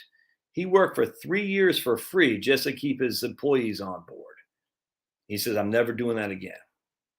He said, I don't care what, they can pay me to borrow money. I will never borrow money again. That's the balance sheet recession that Richard Koo talks about that happened in Japan. They kept lowering the rates, the negative interest rate policy. People say, I don't care. I'm never borrowing it again. I will never be what happened. I'll never be at risk like what happened in Japan's Great Recession. And the same thing's happening here. I'll never forget this guy. The guy had well more than adequate money to borrow as much as he wanted to. If he wanted to expand his, he could do whatever he wanted. He's like, I'm never doing it again. I learned my lesson in 2008. He said, I'll never do that again. And I tell you, that's just one guy. Just because the interest rates are low, the government's printing does not inflation make. It just does not. And this is why the economics departments of all these schools are stupid, because they don't know what they're talking about. No, I mean, not that I do. No one knows. This is the thing. So the thing about economics and basic government policy, and here's where the top down will never work. Why socialism will never, ever work. because that guy is just one guy making one decision. There are 330 million people unique to themselves making one decision, but thousands of decisions a day, every single day. It might not be rational to some economists from Columbia, but it's rational to them, and that's all that matters. And so as long as this guy's sitting there saying, I don't care what the interest rates are, I'm not borrowing, you extrapolate that over many, many millions of people, that's a balance sheet recession, which means people are not turning over money. There's not a velocity. And the velocity is what causes the inflation, not the government printing press. Oh, but you're telling me, like, my Chloe's in an economics class, and it's a Paul Krugman book, and it's actually not as bad as I would have thought, but it's still Paul Krugman, Clown Central. But anyway, so you're telling me if you're stranded on an island and Ben Bernanke dropped $100 million, and there's only two goods, that the cost of those goods wouldn't go up. Okay. Are we stranded on an island and Ben Bernanke's dropping $100 bills in our lap where we have to figure out to buy a coconut or to buy a freaking fish? No, that's just such a freaking, this is what economics textbooks do to show you that government printing is inflationary inherently. It's freaking stupid. No, because we're not stranded on an island with two products, and never mind a substitution effect, which is actually good economics, substitution effect. The price of ground beef goes up, you go to turkey. It's just that simple, man. Nuts. Anyway, I could be wrong. I don't know. But to sit there and say, well, the government printing is out of freaking control. I said, well, look at Japan. There's no inflation. So anyway, we'll see. All right. So we are arrogant to think we can. 100%, Susan. I mean, the idea that human beings control the climate is just stupid. Dumb. Do we now? I will say, can we hurt the environment? 100%. Absolutely. Absolutely. I am not convinced the pesticides to spray down GMO crops are actually not hurting the environment. I'll tell you that right now. The land, the soil. I'm 100% convinced the soil is horrible in the United States and most of the world now because of monoculture agriculture. Just growing up the GMO soy and GMO freaking corn and just spraying them down with pesticides just because they're GMO to be able to withstand all that crap. Certainly doesn't mean the soil and all the microorganisms around it can, if that makes sense. Oh, but we can produce all the corn to eat for everybody. Never mind, we're using most of that corn for freaking feeding cows. And then on top of that, giving them steroids and stuff. So look, I got no qualm at all that we hurt the environment. In terms of climate, though, give me a flipping break, man. It's stupid. But I absolutely think humans can horribly destroy the environment. But the environment and climate are not mutual. They're not simultaneous. They're two completely different things. And as such, you should be freaking not littering. You know what I'm saying? I mean, my God, don't freaking litter. You should be, recycling is way over. Recycling is such a joke. The landfills aren't that bad, but you should try to don't be wasteful. You know what I'm saying? You watch what you eat, watch what you spend, watch what you consume. I 100% agree with that. Try not to. If you're worried about the climate, then don't fly. Because everyone's worried about CO2. Well, the biggest cause of CO2 is airplanes. Other than transportation, ships. Oh, how do you get your Amazon? You think they fly it from China? They put it on a ship. How's the ship powered here with fossil fuels? People are just ignorant, man. And that doesn't mean they're stupid. They just don't know. They read these headlines. They listen to idiots like Klaus Schwab, and they say, "Oh, we can have solar photovoltaic, and we're all going to be living with butterflies and dandelions and green grass and blue skies. It's going to be great." They don't know what the hell they're talking about. As they're importing pineapples from freaking the Caribbean in the middle of wintertime. Can't do that. Can't do that if you're worried about the environment. You can't. Yeah, I mean, it's just, I wish I had the book. It's around here someplace, but I mean, local is the way to go. I mean, without question. And one of the things I do like about solar is that if you can have small solar, like your house. I mean, literally, now most houses aren't facing south. They don't have enough space. They're just no batteries. They're not going to have enough capacity to solar for their electricity needs. It's just not going to happen. Never mind their whole energy needs. No way. But, there could be some local place where you put a field of a bunch of solar panels, say you have transmission lines and all that stuff, and you have battery banks. I think that could work to some extent. Now, if you're not going to heat your house with solar panels, for the love of the good Lord, don't even think that. I get it, heat pumps, I get it 100%. But at the end of the day, the vast majority of Americans are not going to use solar panels to heat their homes in the wintertime. Just not going to happen. Can solar help with this 15-watt LED light? Yeah. Can solar help? I got a little fan on right there that probably runs 30 watts. Absolutely, absolutely. But you need batteries, and batteries are always forever a technology that has yet to be conquered. Oh, Tesla's going to do it because no one else has ever tried, even though we've had the lead acid batteries for over 100 years. And yet that's still the number one thing. That's crazy. Flash flood. Yeah, that's what happened to my man RP. He got caught in that flash flood in New Jersey. Crazy. Am I moving? Not anytime soon. Not until my youngest is out of school. And that's 5 years from now. So it was 5 years, but I'm not moving anytime soon. I wish I could get out of Fulton County, but the old ball and chain. Wait till the kids are out of school. I'm like, all right, ball and chain. Just joking. I love my ball and chain. Thoughts on recent report? Yeah, I did a video on that. It's not so. Yeah, I'm not at all pessimistic on it. It's going broke. Remember, doesn't mean it won't pay. It just means worst. Well, it's not even the worst case scenario, but the intermediate schedule for the trustees report, which they haven't released a new report this year, by the way, which ticks me off. But anyway, it looks like the 2033 is when it's going to not be able to pay its expenditures. All right, so it'll be able to pay 78 cents on the dollar or something like that come 2033. Last year is 2032. A lot of people are saying 2026.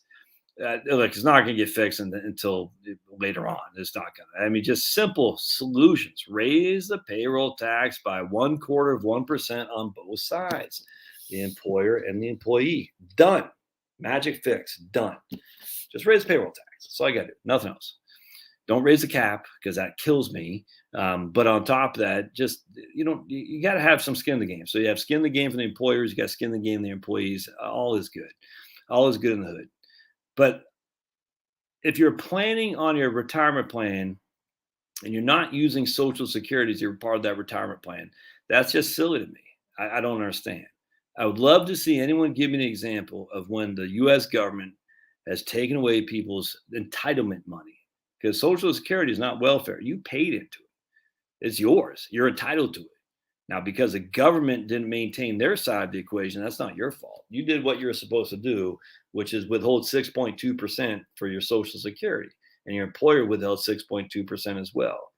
So that's on them, and they're going to fix it, i.e., they're going to raise taxes, but they're going to make it. No government politician is going to reduce your payments on Social Security. It's just never going to happen. Got laid off with no penalty 401k. Please lay me off at 57. Well, they might mandate a jab there, Betty or Beth. So if they mandate the jab, say, but make them fire you. Make them fire you. So that way you have potential for a lawsuit for what's the word I'm looking for? I know it's a lot of right to work, not right to work. It's at will employment, but there's a word I'm looking for when they fire you. Illegitimate termination or something like that. I can't remember. And also, they might fire you. That might allow you to get unemployment. I don't know, actually. I don't know how that works. Hubby originally wanted to retire at 65. I got him down to 59.5. Working on going even lower. Right on, Frenchie. There you go. Look at Frenchie kicking butt and speaking English at the same time. It's amazing. Heard STD rates in the villages are off the charts. Now you know why they're happy. Oh, man. Right on, Susan. Mr. Rogers, the Democrats are proposing $1 trillion spending bills. I think we'll find the money to save Social Security. I 100%. I cannot agree with that more. All the things, retired at 39 years of working the same old job, full pension, insurance until I have to start Medicare. Yeah, right, 100%. Yeah, that's 100%. Tim, Social Security will not go broke as old people vote. Yeah, man. Look at Roy. I never knew clams are happy. They're shut tight about it. Yeah, well, are clams happy? I don't get it. Happy as a clam. So we just talked about that. Scott Morrison, Merriman, has Sean Merriman's brother, has 500 cash, $1 million in brokerage, 2.6 million IRA, no mortgage, I mean, I got no thoughts on it. Look like you're kicking ass, dude. I certainly wouldn't be working, that's for sure. I don't know what your expenses are, but yeah, 100%. Well, remember, that literally is bankrupt. That it doesn't have enough income to pay its expenses come 2033, and that's what bankruptcy is. And someone on this made that clear to me, which makes sense. Someone on this chat, not tonight, but an earlier time. So it is going to go bankrupt, but just like any bankruptcy, that doesn't mean you're not paying your bills. It just means you don't have enough income to pay your expenses. Now, Social Security will not have enough income to pay their expenses. That's not debatable, as we sit here today. But they still have enough income to pay 3/4 of their expenses. And then we're talking until 2092. Yeah, South Carolina doesn't do it for me, man. Up in the Greenville area is fine, but it just doesn't do it for me. Sorry if my South Carolinians. Is there a good software program to optimize a retirement drawdown strategy? From where to minimize taxes? Yeah, there's tons of programs out there for sure. Yeah, right there. There we go. Right on. ACA premium capped at 8.5% of income for 21-22. That's fantastic. Which gives us some more Roth opportunities for 2022 too, by the way. So if you made $100,000, and I take my trusted calculator, that's 8,500 in ACA premiums. That's the max. So that's $700 a month. I mean, that's not cheap, but it's a hell of a lot better than $1,500 a month. I got to do a video on that. I tell you, someone, maybe it was you, brother. Someone had emailed me this. I said, damn, I completely overlooked it. Completely overlooked that because the Sniffy Joe, we'll take it when we can get it, man. I can't stand it. I mean, like Sniffy Joe is he made a Faustian bargain that he was going to be president and he doesn't know who he is. And he's embarrassing himself. And, it's sad, but, that's the bargain he made with the devil. He's president. He said, I'll give my soul to be president. And the devil said, you got it, Sniffy Joe. We'll make you president. Now you're just going to embarrass yourself sick. And everyone's going to remember you as the idiot president. But be that as may, you are president. That's the Faustian bargain right there. But, he was president because Fulton County, Georgia was awesome voting. It was clean and fair. Clean as a whistle. No cheating here. Crazy. I was not disenfranchised. Anyway, long story short, so that's good. So we'll take the wins when we can get them. If we can get ACA premiums at 8.5% of your income, regardless of doing Roth conversions, well, hell's bells, man. So anyway, again, this is why you should join my locals channel. Because you join my local channel, you can post that stuff on there so other people can see. Then we can have a dialogue on there. If everyone just emails me directly, that's fine. But my email inbox is big. And, I email in the morning, I email at night, but I don't email during the day very often. As such, some of that stuff gets, caught in the clutter. But if you post on locals, I'm on locals a lot. Locals is my go-to place now. So I'm a big fan. Big brown eye. Yeah, you like that? Yeah, that's I got to deal with that all the time, actually. Anyway, so one of you guys wanted to tell me about the ACA stuff, and I cannot tell you how much help I get from my audience. It's awesome, by the way. And hey, we got a rumble. Is this a chat? Yeah, I think it's the chat, but it doesn't seem to work well. Oh, well, I appreciate that, but I appreciate it. All right, so here's my man. God bless you, Josh. My wife and I are on 12% tax bracket. Look at Roth conversion on 600,000 traditional IRA. Does the idea make it worth exploring? 100%, man.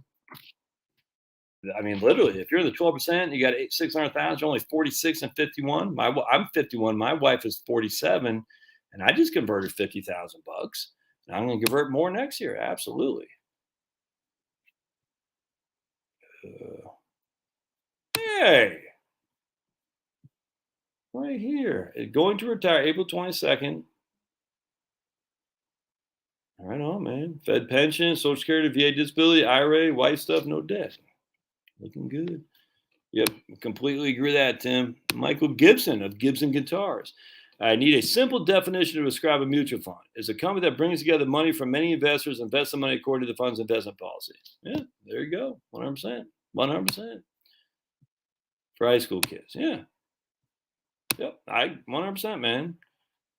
It's an investment company that brings money together from many different people, investors, and then turns around and invests the monies according to that fund's investment policy. Yeah, simple, 100%, absolutely. Just a bill. Susie is decent for getting people no clue motivated in the game. Yeah. Black man 64, 614. All right. I think black man is black, I'm assuming. Who knows how Social Security get fixed, but you know the Dems will do the fixing just like the elections. How dare you, black man? When will the real estate bubble burst? I don't think it's a bubble. I've done videos a few weeks ago on that. It's just not. I mean, if you look at the true bubble in the 80s and into the 90s, but we aren't anywhere near that, man. I mean, it's high, but it's not bubble-ish, just no way. Am I doing the Joe Biden watch look? Not sure. I must have missed that. Confidence. Yeah, so I was listening to Motley Crue, old Motley Crue. I was listening to some Helmet today. Yeah, look, I'm not anti-Dave Ramsey. Just be clear. I mean, my goodness, he's certainly a force for good in this world. That's for sure. Yeah, figure 100%. Figuring how much your expenses are. It's what your expenses. Everything revolves around expenses. Yep. Everyone talks about the coming crash in housing. Our inland area does not spike up. Yeah.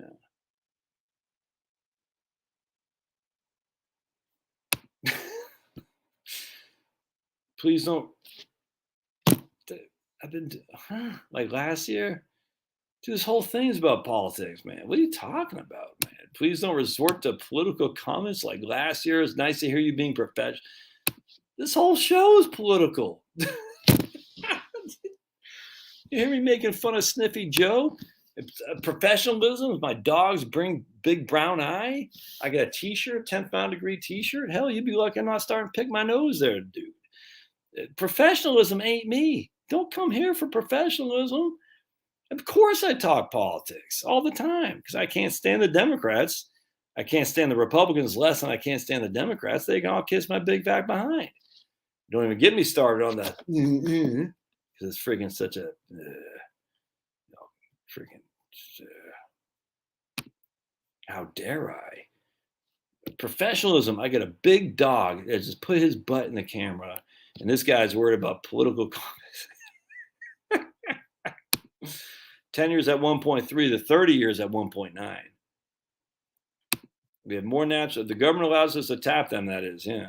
Apparently, I just saw that they're revoking Biden's initial executive order on leasing on for fossil fuels on federal lands. Weird how that kind of got swept aside. I saw that in my from whatsupwiththat.com, and I didn't read the article. I meant to. And I kept forgetting to go back until Denny just reminded me of that. I said, "Whoa, that's big. That's big."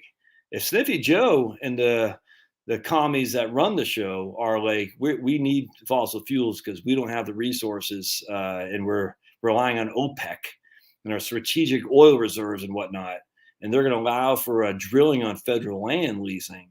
Now, the question is, who would want to engage in that enterprise? I mean, they can like look at the freaking Pennsylvania, the Dakota pipeline thing. I mean, that's such a freaking scam, such a scam. And so they're going to say, oh, you need to do leasing, it has to be profitable. And if there's no profits, or you're worried about freaking Kamala coming up there, because look, Kamala's dumb as a rock. We can all admit that. Sniffy Joe's gone. Kamala's dumb. They're not running the show. There's this evil cabal of people behind the scenes that run the show. We all know this. It's a globalist evil cabal. No other way around that. Republicans are part of it too. Don't get me wrong. So for my man who doesn't like my political commentary, I have just as much chagrin towards the Republicans as I do the Democrats. It's just the Democrats are worse. Anyway, who would want to get on the lease to do some freaking the investigating of that? It's knowing full well that they can pull that anytime. I don't know. We got a super chat. Hey, Derek Hanna, right on for $4.99. Much obliged. Super chats. All right. I got a couple more and I'm getting tired, my friends. So we're gonna, if you are still working, a refinance at a lower rate would be a great financial tool. Yeah, I thought about refinancing stupid Penn Fed who's got my first, where they got my mortgage. And I think, well, I just going to refinance it. They're like, we need all this stuff. I said, you already have it. You literally have all that stuff. You have all that information. Literally, you have it. Like, we need you to provide it to us. I was like, yeah. I was like, I'm too lazy for that. You guys have all that info. So I said, no, I'm not going to do that. I'm trying to pay this sucker off in 4 years. I'm going balls to the wall on this guy. That was one of the reasons I didn't want to do Roth conversions, because instead of paying $20,000 for the Roth taxes, I said, I'd rather pay it to the mortgage. So I kind of split the difference. I said, all right, let me pay $20,000 Roth taxes, see how the business proceeds, and I'll refocus on paying off this mortgage. My goal is to have this mortgage paid off in 4 years. That's my goal. And I'll be happy as a clam. Why are clams happy? I don't get it. All right. And Ken also is a realtor. I mean, a mortgage broker, by the way. I'm goofing you, Ken. I'm goofing you. Don't get your tidy whiteys. Scrimpton saved for 6 years, amassed a good chunk of money. I can't pull the trigger to retire yet. What's wrong with you, Bill? Because you've been doing that for 62 years, man. 62 years. That's what you know. What you don't know is retirement. I mean, I don't blame you. You gotta make it a moral thing. Did you see the first part of this video where I showed you my man who thought he was just hauling some toolboxes down in New Jersey on his way to Georgia, and he got caught in literally a life-threatening flood? He had it live stream, my man R. Peak, and the water was up. He was sitting in water in his car, in his truck, and you could see the water. It was flying by. It was pouring like crazy. His wife's had a laptop in a bag, and she wasn't there. And the seat next to him, that laptop was now shot because it got wet. And thankfully, because R. Peak is a good man and he has friends, one guy he knew from YouTube has a tractor, is a farmer, one lonely farmer, and he brought his tractor there to literally rescue him. The wonderful thing of community, man. Wellington's over 14% this year. How the hell am I? Haven't been to my page in a long time. Hope everything is good. Well, now that you're here, sure is. The Tokyo metropolitan area has 38 million people by itself. Whoa. All right. Dean, thanks for meeting with us yesterday. We will be retiring from a crappy old job in January. Yeah. Dean and his better half, well, he said it. They're going to start the new journey in life. Just have fun. Have fun. Relax. And I think Dean actually emailed me this morning after we had our call yesterday, and I don't think I got to him this morning, but I did get to him tonight. So just as an FYI, for folks who are clients or email me, I'm pretty good at that, responding back, just as an FYI. If you request information on my website once or twice a week, I will respond back to that, just FYI. So like Denise on here, she requested something, I won't say, but she just asked me a question, and I didn't see it for weeks. And then she was on here saying, are you ignoring us? No, she didn't really say it, but that was I said, no, I just never saw it. Anyway, long story short, then we got it. I think she emailed me directly, Josh at Heritage Wealth Planning. So the website goes into this area on my website, which I check once or twice a week. My email I check routinely, but long story short, I'm pretty good at emailing people back. If you email me, I'm not good, and I won't email you back and I won't answer your question. I know it sounds rude, but I was going to use this as an example, but that'd be kind of mean. But I had a guy who must have emailed me 7 paragraphs, and I'm just sitting there thinking, I'm sitting there, and then I was like, I actually read it, and I was like, I mean, because I was sitting there, I was just amazed. 7 paragraphs, and I was like, and then at the very end, so then he asked me something simple, like, what's 2 + 2? I was like, I couldn't email back, so I was pissed. I was like, dude, you just took up all my time, and I don't have time for that. I wish I did. I just don't. And you want for free. That's not fair to my paying clients. He wants free advice, and I'm not going to give you free advice, man. I won't. Now, sometimes if it's in a 1 paragraph, or the question's kind of at the beginning, I'll put it in another folder, which I got, I guess it's not up here right now, but I have another folder for future videos. But I'm not going to do a video on 7 paragraphs with a question at the very end, because you have no respect for my time. I don't know how else to say it. I think it's rude, actually. Can you imagine just emailing someone out of the blue, like, here's all my stuff. blah, blah, blah, blah, blah, blah, blah, blah, blah, blah, blah, and then saying, so what do you think? I have no idea. I'm certainly not going to answer that. There's no benefit to me at all for that. Why would I do that? Nuts. And every now and again, I get emails like that. I'm not going to lie, it kind of ticks me off. I'm like, that's just rude. I would never do that to somebody. I can't imagine doing that to somebody. I get people that actually email me their statements and stuff. And I'm like, you don't even know me. I'm not prepared to, I'm not going to give an answer on it, B, but you don't know what I'm going to do with this information. I find that crazy. Here's all my stuff, Josh. Here's my social security information. I'm like, what do you think? Delete. But then I get a lot of people do it right. About a paragraph. Hey, Josh, my question about social security. Here's my situation. Any thoughts? Boom, boom, a couple sentences. I put it in a file. Just got a running tally of questions I'll get to. I try to get to probably 5 or 6 a week, and do videos on each one. And I like that, and that's great. I'm happy to answer those because they're not trying to get in front of my paying clients. If someone pays me $2,500 or $1,250, depending on their net worth, and you think you're going to get in front of that, you're freaking nuts. No way. I don't even have paying clients that email me that kind of stuff. The level of, what's the word I'm looking for, of not arrogance so much, of just me. It's all about me. One of the best things I've learned in sales, the best thing you can do in sales is what's in it for you. Or we'd say what's in it for me, but not for me, but for you. So if I'm in sales, WFIIM, what's with them? What's in it for me? You always look at your client and know that that person's always thinking, what's in it for me? That's all they care about. So if you're trying to make a sales pitch of any sort, and we're always making sales pitches, no one cares what's in it for them. They care what's in it for me. No one cares. And I tell this to my kids all the time. They don't care about your hair being a mess. They don't care what shoes you're wearing. No one cares. They just care about them because they want to make sure they're not being laughed at. But no one cares. Anyway, always remember that. What's in it for me? So if I'm getting ready to fire off an email to some guy from YouTube, or whoever it is, just always remember, what's in it for him? Why would he take the time to answer this question? Because if I'm going to send him 7 paragraphs, I'm going to take 5 minutes of his reading, and then I'm going to ask him a question at the very end. What does he get out of that? He gets nothing.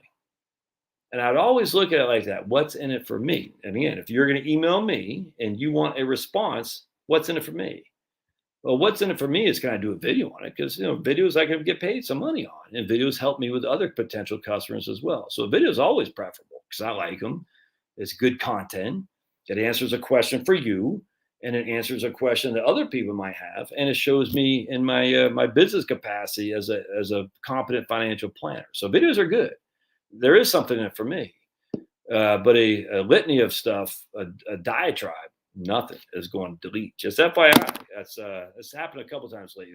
It gets on my nerves because I'm just like, dude, who are these people, man? It's nuts. All right, I can get ready to get out of here. Let's see.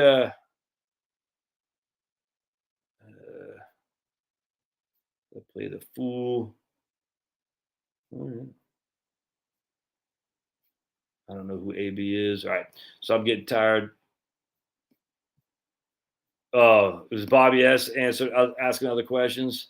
Right on, man. Now, if you answer, obviously, if you're going to ask that same question over and over and over and over and over again, you're hurting the live chat. And the live chat is for fun, entertainment, and education. That's what it's for. People can. So if you're going to ask your question as if you are the cat's meow, because your question means more than anybody else's, just go on, man. I don't need you here. I just don't. We got a good group of people here who are willing to help each other out. If you're looking to say, oh, he's not answering my question, because you can see, I ramble.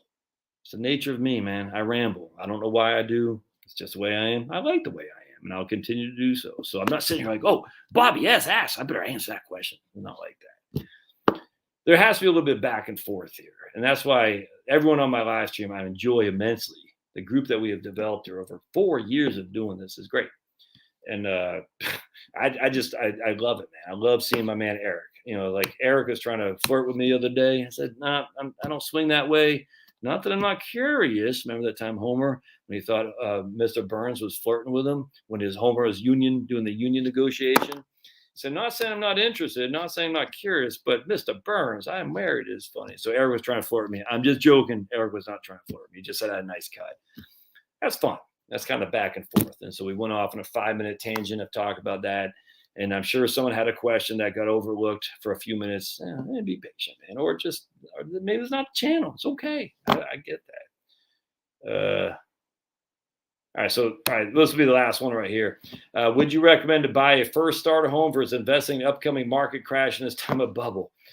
I mean, look, we could. All right, so this is a silly question because he's presupposing that I agree with him on this. I'm coming across that I don't mean to, but I'm sick of hearing this crap about market crashes, market highs, all this. I'm just sick of it. It's like no one knows. So stop. No one knows. Can we stop this? That some guy was even, I don't know this guy. I think I do, but he's been kind of trolling me a little bit on YouTube since I started. He says, oh, the CAPE ratio. And I was like, we're still using the CAPE ratio? I couldn't believe it to say that the market was bubble. I said, even Schiller has changed his CAPE ratio. I'm stunned. And I think this guy's in the business. He really got upset when I said, don't pay 1% to a financial advisor. So I think I know who this guy is. Anyway, long story short. So he always tries to bust my balls. And he said, oh, the market is at a bubble. Look at the CAPE ratio. And I was like, what? The CAPE ratio in 2012 was through the roof. I got a book on here. If I can find it. 1 second. Oh, man.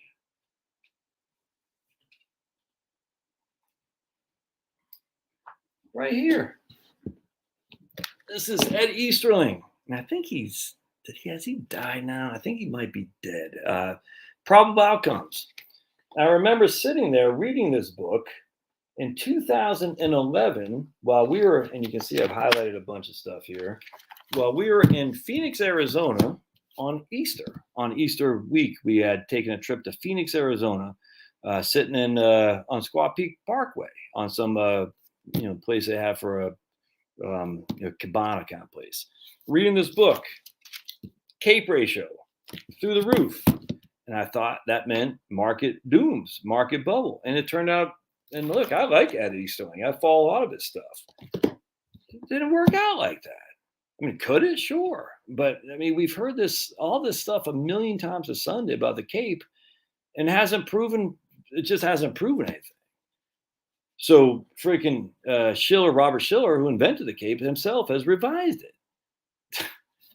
And yet we're still talking about CAPE ratios and market bubbles. And why did Schiller revise it? Well, it's simple. I'm going to show with you why. It is because we look at that right there, 10-year Treasury, 1.302. So cyclically adjusted price to earnings ratio is high. Yes, it is. Why is it high? Because that right there, the competing assets for your investment dollars are paying nothing. As such, you're willing to bid up the price of stocks. The asset base increase, the bubble, if you will, which, I mean, what are you going to do about it? The asset increase has gone exactly as the Fed wanted to do. They wanted to inflate asset prices to make the rich richer, and they've done it perfectly. Now, we've all benefited. Your house is worth more. Your investments are worth more. The mortgages are less expensive. It's been beneficial to anyone who actually has assets, but a large proportion of America doesn't have any assets. So the asset bubble of the Fed cheap money worked great. And so if the bonds are paying 1.3 and they historically pay 5 and a 5.5, inherently the price to earnings ratios would be higher because you're going to bid up stocks more than their earnings historically. It only makes sense. So bonds are priced way high, stocks are priced way high. Then what are you going to do? You're going to look at things like real estate and bid those up too, because the price of bonds are so low. I mean, the yields on bonds are so low, you can get cheap money. Only makes sense. So you're going to bid up real estate. And then you're like, okay, now all these three things are high. What else should I do? Oh, something called Bitcoin. It only makes sense. That's why I don't trust Bitcoin, because of course it's going to go up in value. When everyone's like, well, all these other things are too high priced, so I better buy some Bitcoin. Only makes sense. This only makes sense. This isn't rocket science, man. Anyway, so people are sitting there saying, I'm in the upcoming market crash in this time of bubble. Well, that tells me that you should probably stay away from the market. Why would you, if you think, and it's just this, if you think the market is going to crash because we're in a bubble, why in the good Lord's name would you ever invest in the market? Why would you even ask the question? Just because we want to say, some people have this need to say it's a bubble. I want it to be a bubble. I'm going to say it's a bubble. Maybe other people think it's a bubble. It's like misery loves company. I don't get it.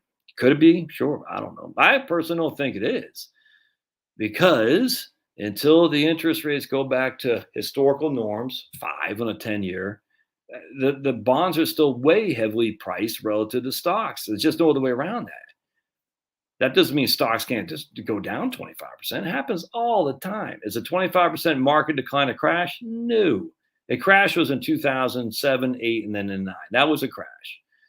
2001 and 2 was not a crash because the value stocks did just fine until 2002. It was just a good old-fashioned run-of-the-mill bear market. Internet stocks got smoked because that was a bubble. Without question, that one section of the economy was a bubble, without question. To say that in the broad market today, that's just freaking silly. To say that in the broad real estate market today, just silly. It doesn't make any sense. But that doesn't mean we can't have a decline. Bear markets happen all the time. It's going to happen. But if we're already saying, we're already in a bubble, the market's going to crash, why would you even ask the question whether or not you should invest in that? I don't understand that. So whatever, man. We're going to this guy's getting my nerves. All right, so we're gonna get on out of here. Yep, same thing. That's why it turns out ABC, ACB was a bust, but at least she's not a Yale Ivy Leaguer, that's for sure. Yeah, 100%. I think that's 100%. People wish there were bubbles they want to get in cheap, and they had a chance in April 2020. A lot of people have actually kept cash on the side since 2009. I've turned down many a client since 2009 says, I know I need to get back in the market. And I'm like, how long have you been out? Since 2009. I said, I'm not touching that with a 10-foot pole. No way. No way. They're like, why? I said, because if you've been that jittery and now we're investing now when the market has gone up that much, I don't think it's a bubble, but certainly a bear market is more likely than another 10-year run like we've had. I don't want my fingerprints anywhere near that. I had one guy who was like really upset with me. He's like, what do you mean you won't take me? I said, I'm not taking you. That's not rational behavior to be out of the market that long because you're afraid of a market decline. And now you want to get back in because this fear of missing out has really kept you awake at night.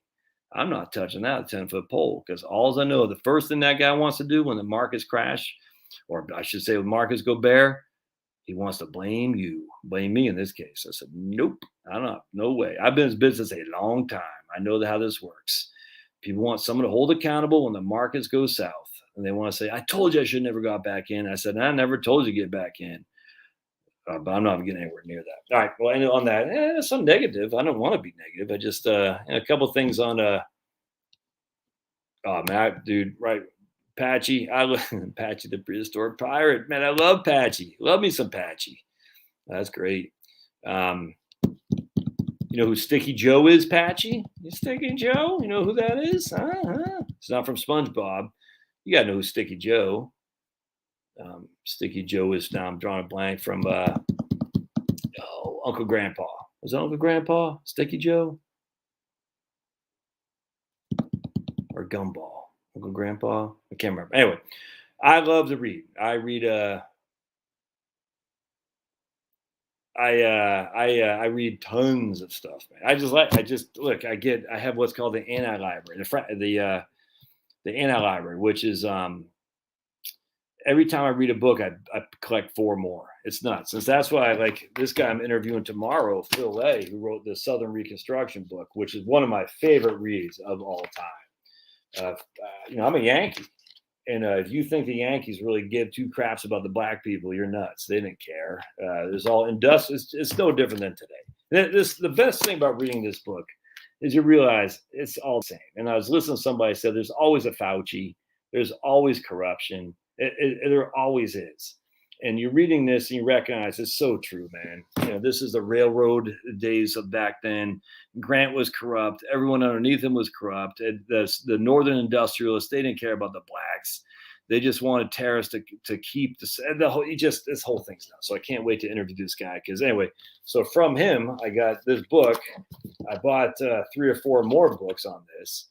And now I'm reading the book on the Louverture, Toussaint Louverture, the Santo Domingo Haitian rebellion, the first successful slave rebellion of all time.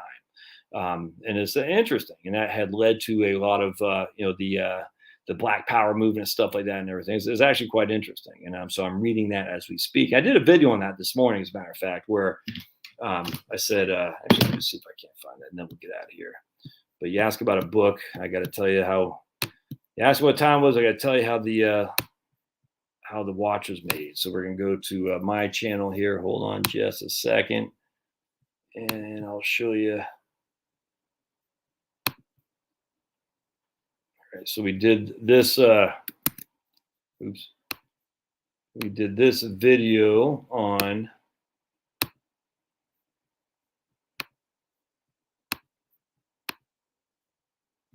differences between the races as told by Emmy Cesari, who is a Trinidad Pan-African kind of nationalist. It's great. I very much enjoyed doing that video. It was a lot of fun.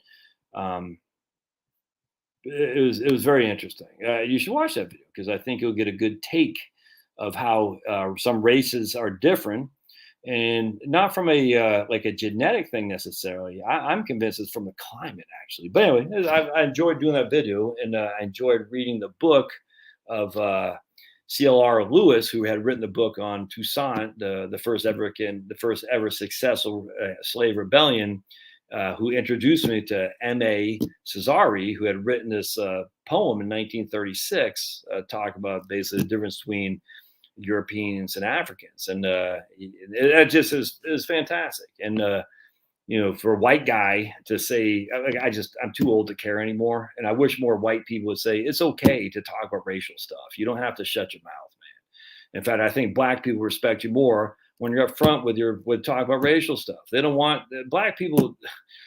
Believe it or not, they don't want to be treated like they're freaking timid. They can handle it. It's crazy, I know. They just be human beings, for heaven's sake. I'm stunned how many white people are like, oh my goodness, I dare not talk about anything racial because there's a black guy here. It's like, no one cares. As long as you're not being an idiot, just be yourself. It's okay. And so but I think you got to come up with some knowledge of where some of these people are coming from. And, I just, because everyone has a different perspective. This whole thing with white privilege, I hate too. The idea of white privilege, it's just so freaking stupid. It's inherently racist, but it's just dumb. And I just hate it. And so, especially when white people say it, it's like, oh God, you got to be rich to talk like that. Anyway, the point being is, to learn the history of the Southern Reconstruction. Never taught that history. And hell, to learn the history of the Haitian Revolution, I never learned that.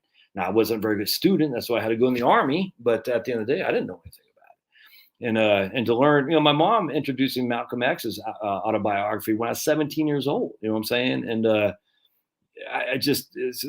was great to learn from other perspectives, if that makes sense. Now, I was raised by hippies, all right? So, we had a different perspective to go. But it's always been curious on how.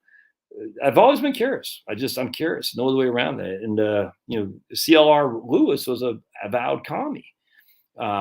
And that's I don't like that, but think about it from the 1930 black man viewpoint relative to the 2021 Colin Kaepernick viewpoint. A little bit different, if you will. And so you can if you just step back a little bit from the political false dichotomy, you can see why he might be inclined initially to be a Trotskyite. Now, he ultimately turned away from that Stalinist crap when, Stalin did the whole Hungary, the Czechoslovakia stuff, all that stuff turned a lot of commies off. But, it's just fun. All right, so historical stuff. Anyway, I think you'll get a good kick out of this interview with this guy. I cannot wait. That's going to be tomorrow. See you guys tomorrow. Thanks, guys.